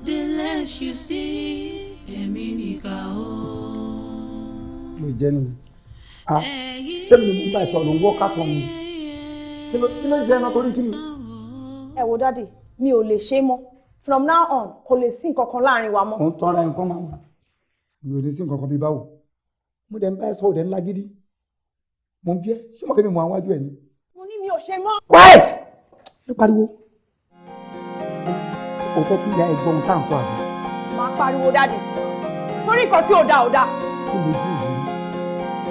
Àwa ìlú ṣètò àgbélé ayé òye ti rí bí nǹkan tẹ padà fún àtọmọpọ̀. Ló jẹ́ bàbá àtọmọ ọgbà tó ìfẹ́ fetí gbọ́, àti fetí gbọ́, àti fetí. Kí ni rẹ̀ dáadáa? Tó wá ń gbé tó ń gbé. Mo ń bí ẹni. Ẹ lè torí nǹkan ti dọ́là pamọ́, kẹ́ ń gbà lọ́wọ́ ẹ̀, kẹ́ wá báyé mi jẹ́. Mi ò lè fẹjọ́ lápá mọ́mọ́. Ibi tó ń lọ nìyẹn, that is your point. Ẹ wá fún àìsí ẹlẹ́kọ̀ọ́ tó lò. Kí lọmọ náà ṣe fún ẹ náà? Wàá padà fẹjọ́ lápá mọ́ yìí. Ẹ̀yìn ló fẹ́ fún. Àkọ́kọ́, kí la máa lọ́mọ yìí, kí la máa ní kó ṣe tí ò ti ṣe. Series of whiskey, wine, brandy, lord ló ń gbé wá fún mi. Èyí tó ń yọ ẹlẹ́ni mo mọ̀. Ó wà selfish. Business ló ń ṣe. Kí lọmọ yẹn sọ fún ẹ?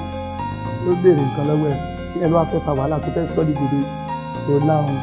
Kí ló ní ilé kẹfẹ́ òní díẹ̀ nínú wọn àbíyá? Kẹfẹ́ òní díẹ̀ nínú wọn ti kalẹ̀. Ẹ tó kàn drop bí 3% kó lọ rí. Ṣé nǹkan fẹ́ máa sọ nìyẹn? Kí ló dé bẹ́ẹ̀? Èmi kan tí mo bí ẹ tí máa dẹ́yìn ọ̀dọ́ adáni tó ní kí n yáwó létí mi máa dẹ́ gbé fún kó lọ lò. Ìyẹn tó bá ti tó bá lè dá padà. Mo kọ́ mọ̀ pé for the period of time tó máa fi lò ní ìrètí gbọ́ràn ni I will remain ojú. Tó bá lọ máa fi ìyà jẹ́ èmi mo sọ bẹ́ẹ̀ máa fi ìyà wedding jẹ́. Máa fi retí wedding àtúnkọ́ ẹ̀ lọ́mọ.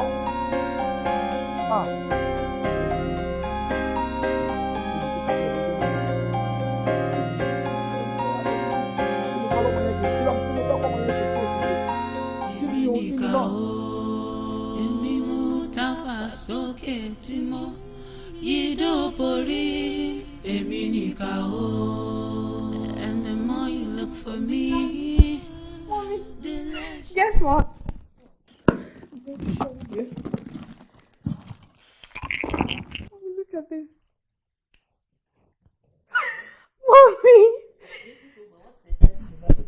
Mommy, I didn't buy myself a ring. Damola sent it. He finally proposed. Oh, mine! Congratulations. Thank you, Ma. All right, we're gonna have a Yes, a big one. A big one. You want a big wedding? Really? Really? Well, your daddy is up to it, and I'm also. Trust me. Daddy. That's nice.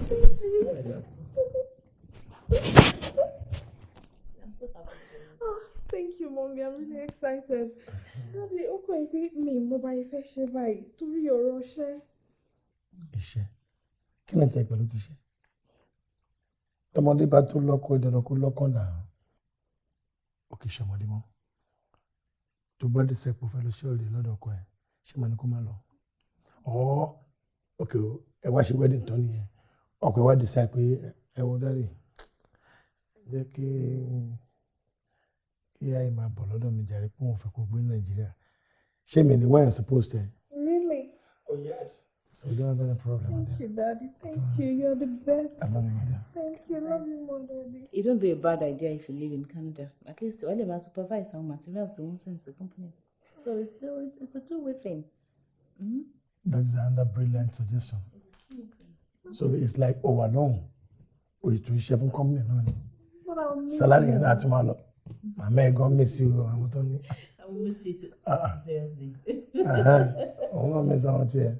So, ó yá bí wà mẹ́rin sí pé ó dàgbé kó wá lọ ṣe 1 month ní abúlé wọn. Really? Anyway, so that we have a wedding to plan. Mommy, we do. Daddy, I think you know. Ọ̀rọ̀ ẹlẹ́sẹ̀ kan ló dá sí.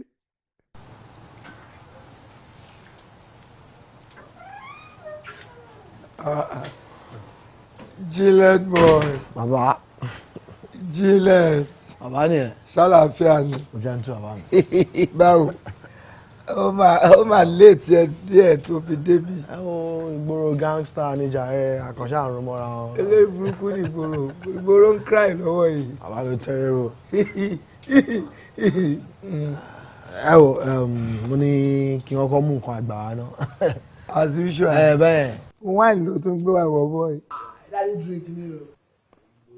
ó ti yáya kuyà ó kàn máa ń tọ́jú bàbá yín ṣá bọ̀tílé tó fi jẹ́ eléyìí tó rí tọ́ọ́rọ́ bí ìgbà tó yẹ ìdíyẹ já mọ́ lẹ́yìn ìyá ẹ̀ báyìí bíi 3, 4, 5 ló máa ń kó wà náà wáìnì ẹ̀yọ kan lélẹ́yìí ó ti ń change mind. lọ mi ò change mind ẹ náà wọn ìgboro ṣe rí ìgboro yẹn gangster gan ìgboro káwọ́ báyìí.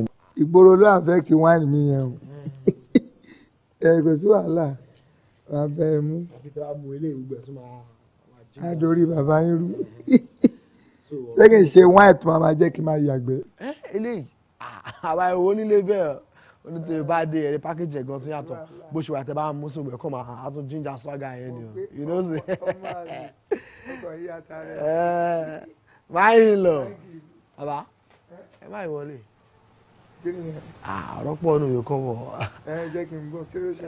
torí nǹkan tí mo ṣe àgọ̀ngàn àti sọ. sọ̀rọ̀ ọmọ mi mo ti bá a sọ̀rọ̀ Juliet boy Juliet ṣé máa fẹ́ gbọ́ correct ọ̀rọ̀ ó dẹ̀ máa listen sí mi.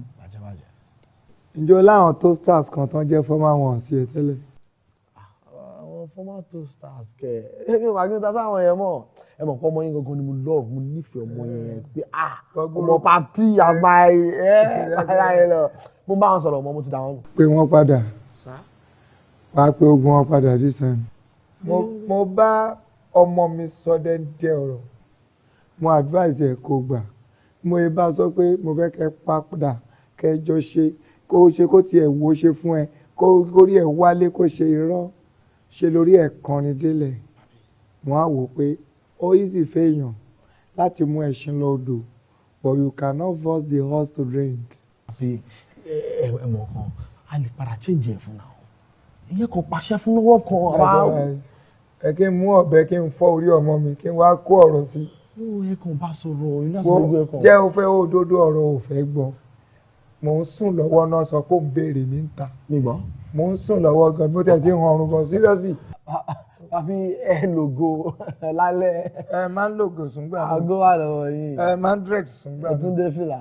máa ń dress. àwọn fìlà rìn mi àti ẹ̀yìn jáde lálẹ́ ìwọ táwọn. mo ló ní receipt gbogbo ẹ̀ especially ègo ojú mi. àlàkàlà kí n bá má rí recruit tí n bá ti lò mi ò lè rí recruit torí spiritual spec ni. máa ń lọ mo word mo relate náà sì dey go now àbá ẹ mọ̀ kan ẹ jẹ́ kó gbé jáde náà kákó tọkọ ṣayé náà ẹ mọ̀. ó yí sì fún ẹ sókun mọ́ mi lọ́rùn kó wọ́n mi lọ. mo lọ sùn níbẹ̀ lọ continue.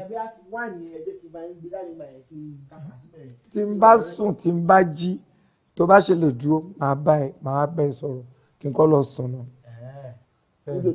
ẹ mọ̀ kan wáìnì ẹ̀yẹ kí n bá yín dá padà síbẹ̀ kí n yàrá ìjọba àwọn fún yín as my error to be now for you.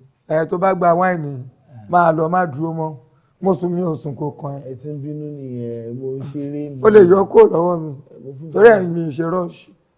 papi mo àti invest gan ẹ náà mọ̀ pé mi ò ṣe ọmọ bẹ́ẹ̀ ń gbòòrò. èmi ṣì ń sùn náà n bá jí máa tàn sí ẹ. ojú ọ̀run dúdú kò yé ni mọ́. Kùrukùru still covering ojú ọjọ́.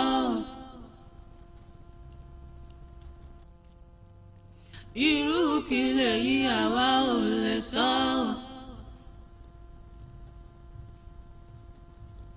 Tàwa nìkà ó àwa ò mọ̀.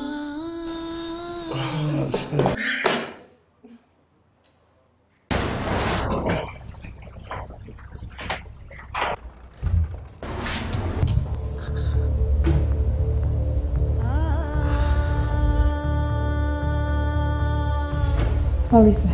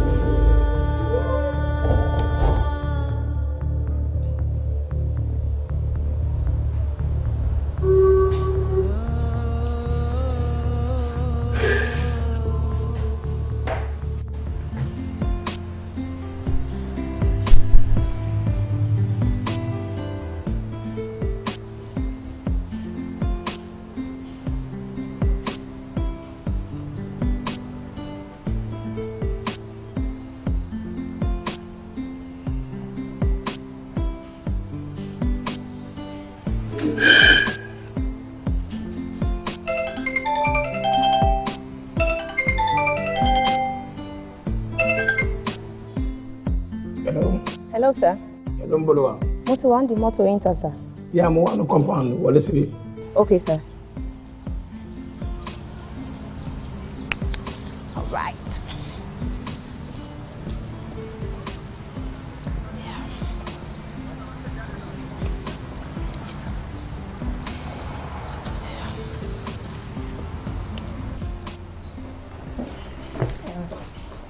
Báwo ni sir? Ṣé wàá kí sit down? Ó pẹ́ díẹ̀. Bẹ́ẹ̀ni, sir. Mo ti ń try nọ́mbà yín tẹ́lẹ̀. Ìyá bóyá network ni àbí. Kí ni o fẹ́ mu? Oh, okay, sir. Are you sure? Yes, sir. Fikayo. Sir?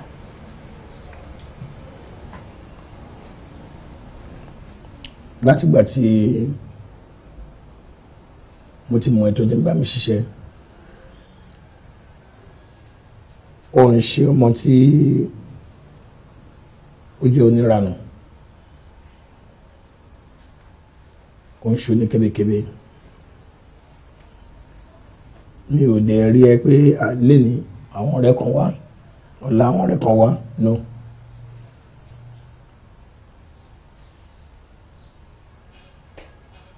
Ó máa ń jẹ́ kí ọkàn mi. Sir, ó jẹ́ kí lè gbẹ̀rí mi jẹ́, sir. Well, kò ṣe pé mi ò gbẹ̀rí ẹ jẹ́ bọ́ọ̀ nígbà míì ọlọ́mọ ẹ̀ kí ni burúkú bíyàn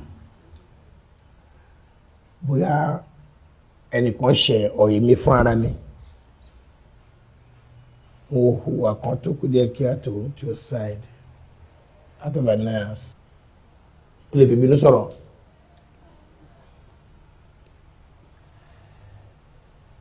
tí o bá promise pé irú ò ní wáyé mi náà máa dẹ̀ jù ẹ lójú mo ti ní àwọn kankan ní lẹ́mìí láti ṣe fún ẹ nílé iṣẹ́ yẹn mo wò pé o mọ history ilé iṣẹ́ yẹn dáadáa mo tún wá wò pé mo fẹ́ fi ẹsẹ̀ post Ọlámídé. Sir? Yes. Ọlámídé kẹ̀. Post manager nìyẹn, sir. Ẹ ṣó kérésẹ́ tó lè ṣe manager ni. Ipò Ọlámídé máa wà, sir. Ọ̀rọ̀ Ọlámídé ti ń prepare láti lọ sílé ọkọ ẹ̀. O lè sọ pé o mọ̀ yẹn náà. And kó tó di pé a máa mú déètì wedding kankan ọkọ ẹ̀ bá mi sọ̀rọ̀ bí kì í jọ kẹ̀ fún láyé tí ó bá ju 3 or 4 months lọ kó a bá wọn ṣe ní Canada. Gbogbo àná la ń gbàdọ̀ rere fọmọ tàbí náà so wọn láti jẹ́ kó lọ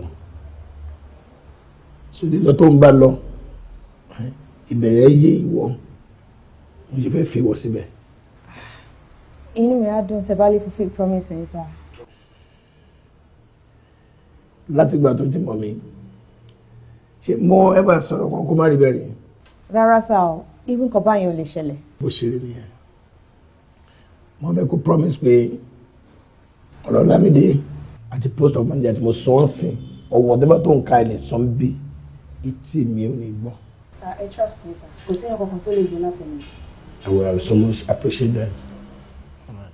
Olóòmù anything báyìí kì í dẹ̀ dúpẹ́ because mo pé by this time now yẹ kó ti fẹ́ délé báyìí tẹ́lẹ̀ so you can have days for a weekend. Thank you, sir. All right then. Thank So you. take care. All right.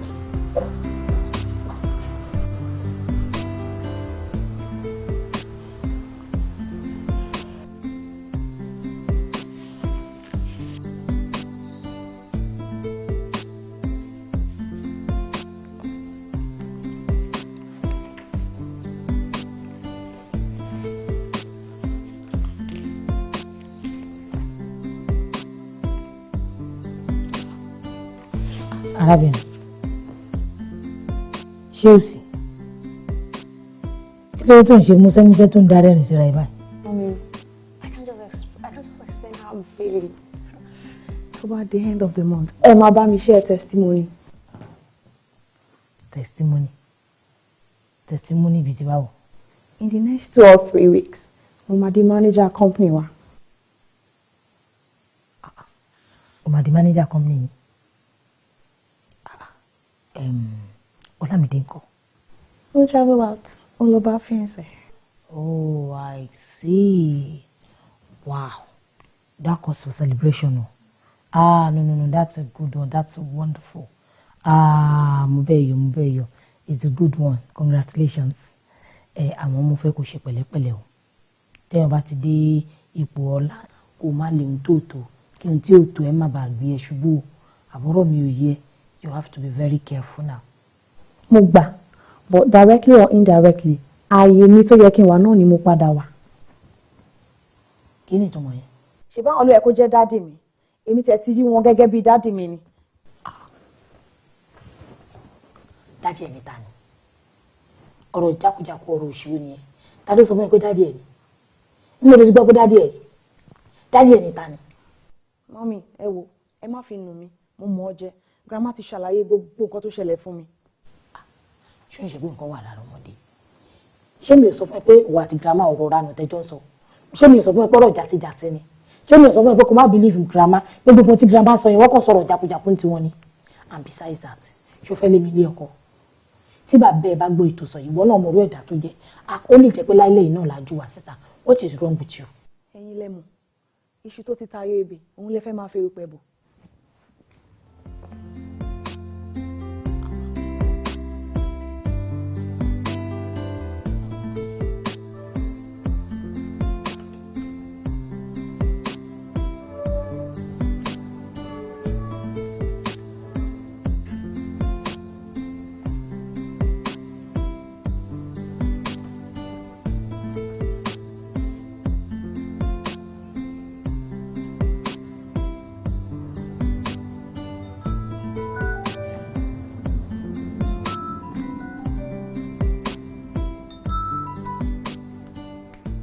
Hello? Who is this, please? May I know who I'm speaking with?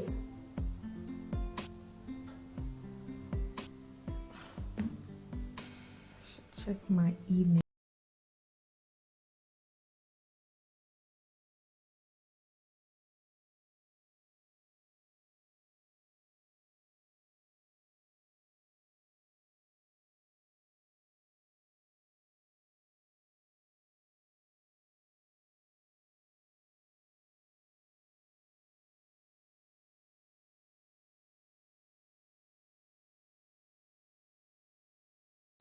Hello?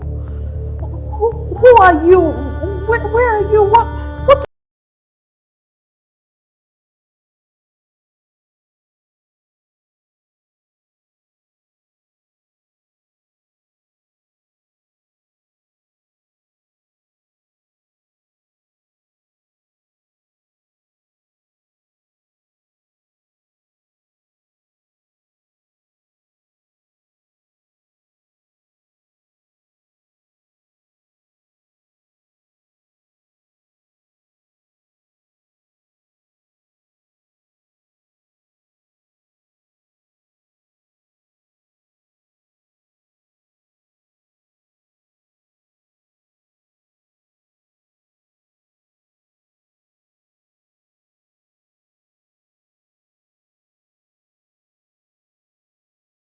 Níbẹ̀ wọ́n mọ̀ ẹ́.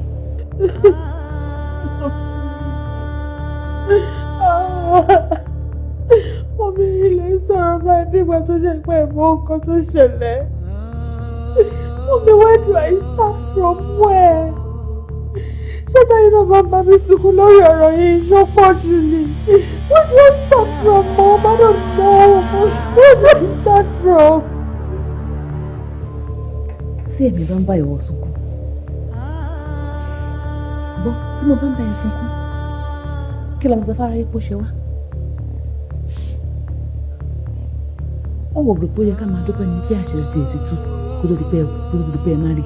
Tó yẹ pé ti ṣègbéyàwó ni àṣírí tó wá tú. Ó rò pé nǹkan mìíràn ló máa tún ṣẹlẹ̀. Èmi fi òpin yẹ ká máa dúpẹ́ nù. Kí ọmọ ìjà, kí ọ̀sán di ọ̀pá. Pápá ẹ̀kọ́ sẹ́lẹ̀ kan. Do you understand me? Pa ọkọ̀.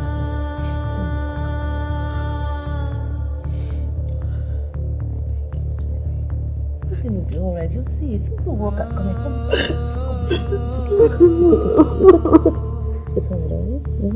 Everything will work out.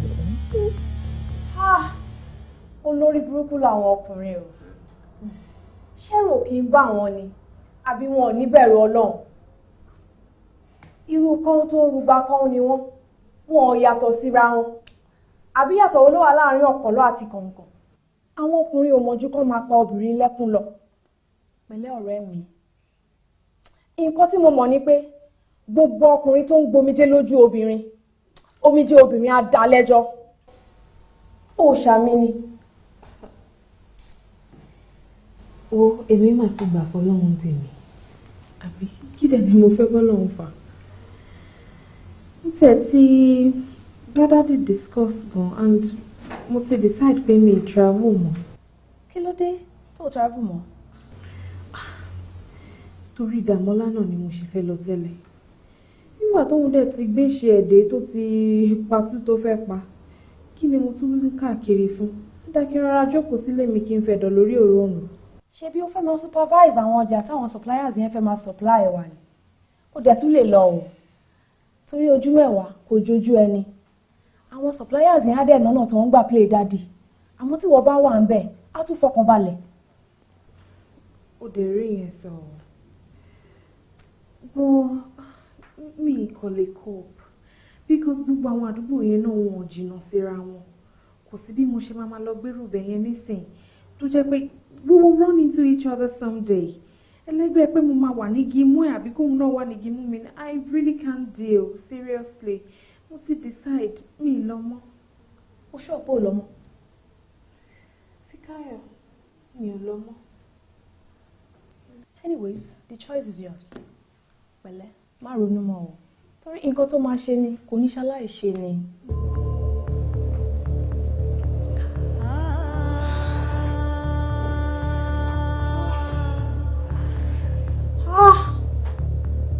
Ọ̀rọ̀ ti bẹ́yìn yọ báyìí o. Ṣàjẹ́ mọ́ òun lẹ̀ báyìí. Kò ṣọ́ọ̀bù máa di mánéjà lè ṣe ìmọ̀ o. Kí ló máa wá ṣẹlẹ̀ báyìí o? Gbọ́dọ̀ di mánéjà. Ìlú nìyẹn. Ibi tó ti máa rí gangan nìyẹn.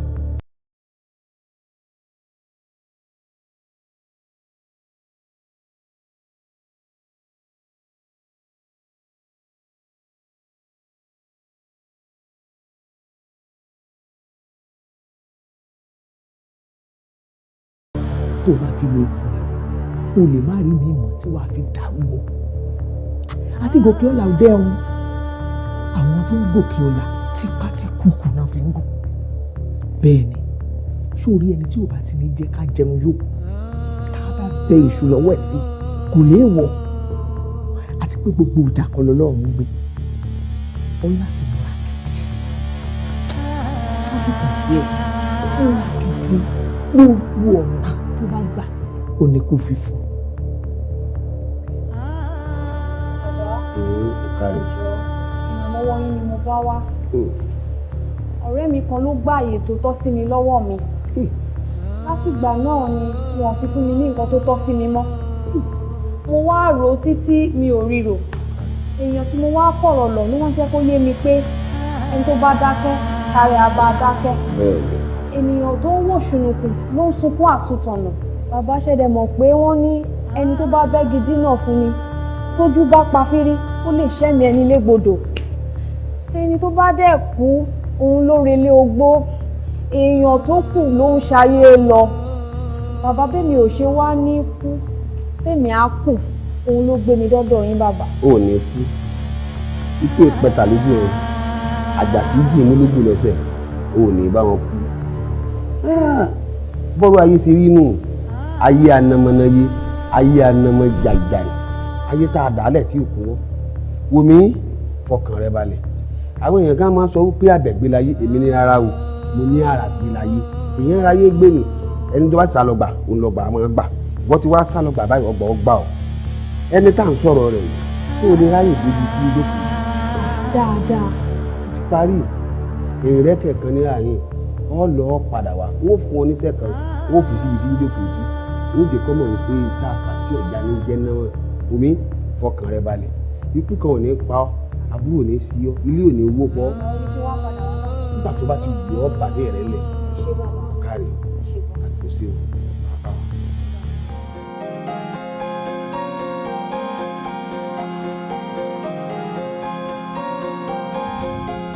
ìwọ Ọlọ́run tí a máa yẹ ọjọ́ ìṣòro lára tó gbogbo lóúnjẹ àdúgbò pátá ní wọ́n ti lè rí. ọjọ́ ìṣòro láyé àwa lọ sọ̀rọ̀.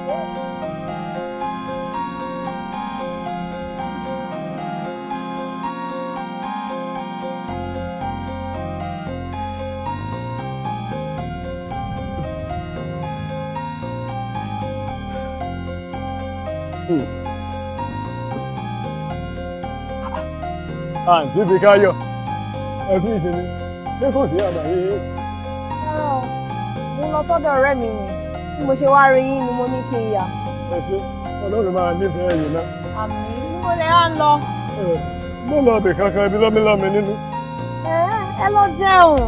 oúnjẹ kẹ ẹ mọ̀ sí ọjọ́ Sunday lónìí gbogbo olóúnjẹ àdúgbò òjò wá owó tó wà lọ́wọ́ mi oúnjẹ àdúgbò ló tó jẹ mo wá ní kí mi lọ rámbàdà òjò kí mi lọ fi owó yẹn ra oúnjẹ owó oúnjẹ ọjọ́ mẹ́ta ni mo máa jẹ ní ìṣẹ́jú kan ìyẹn ò dẹ̀ lè wà ó kì í tó.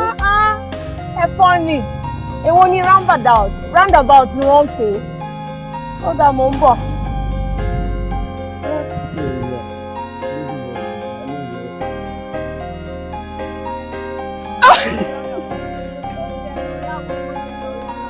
àbíbi káyọ̀ ẹ̀ ṣe owó ńlá rẹ̀ ẹ́ best money in Nigeria.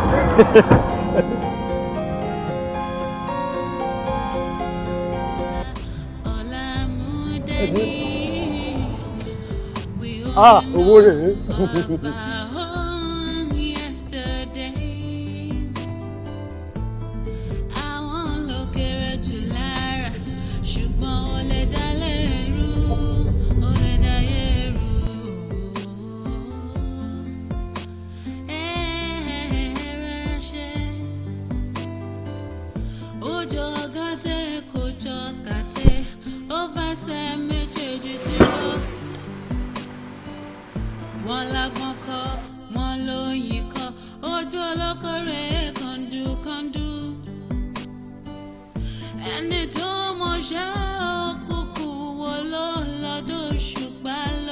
Ilé oúnjẹ ni mo mú lọ bí iye ètò mo bá jẹun tó máa yá sọ́dọ̀ ẹ̀.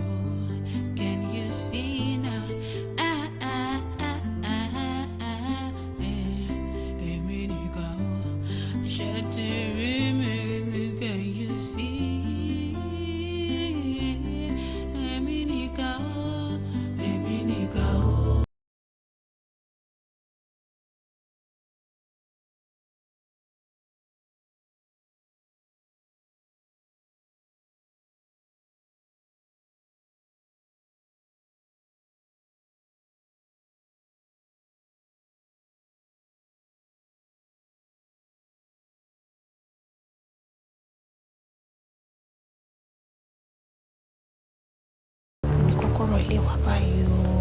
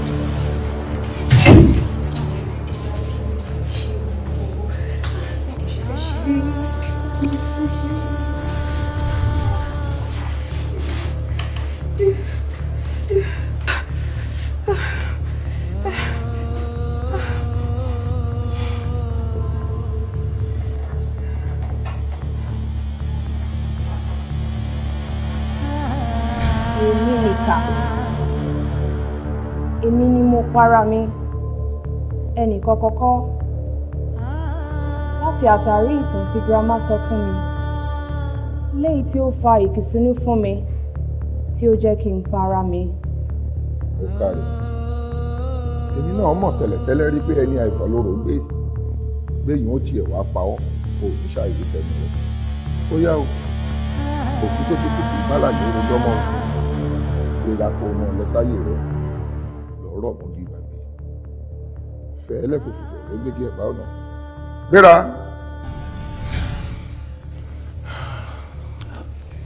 Bàbá. Ọmọ. Ṣùgbọ́n ẹ sọ fún mi pé kò tí kú.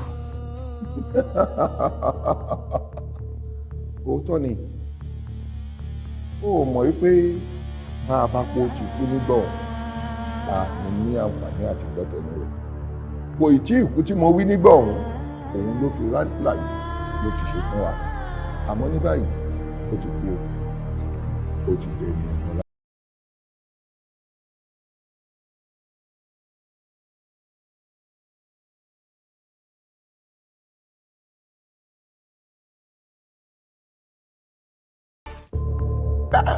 Filẹ̀.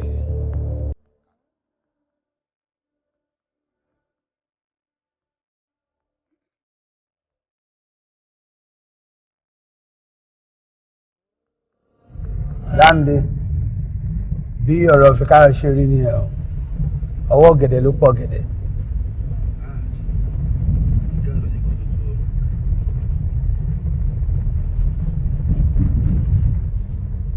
Yeah. And girl, I think I've cracked the case now. Madam Maria. Alright.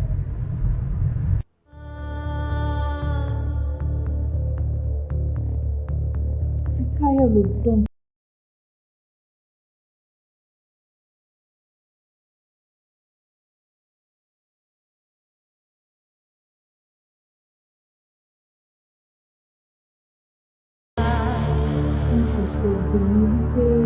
Ènìyàn wọ́n bí ojú, onírúurú wọ́n bí ìwo ẹṣin.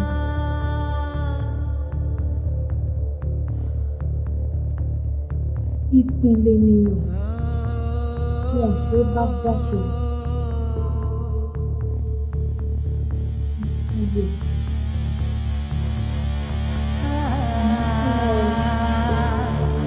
ìṣèdájọ́ ẹ̀sìn.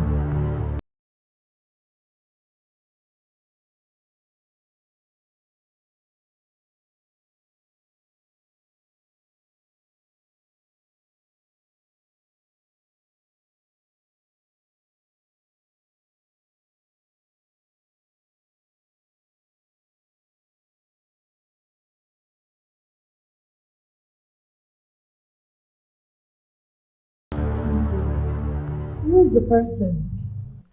Mr. Damola Olatunji.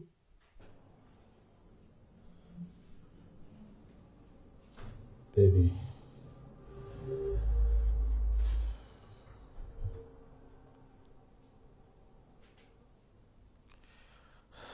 Baby. Tell her what you surely. I swear to God Almighty who created heaven and earth. I have nothing to do with that woman. I swear. It is true she liked me and she proposed to me, but I never gave it. I swear to Almighty God, she's just an intruder. Baby, this is scandal. I have never been married, talk less of having kids. I swear to God Almighty, believe me, baby. Don't allow her to destroy our love. Remember your labor of love.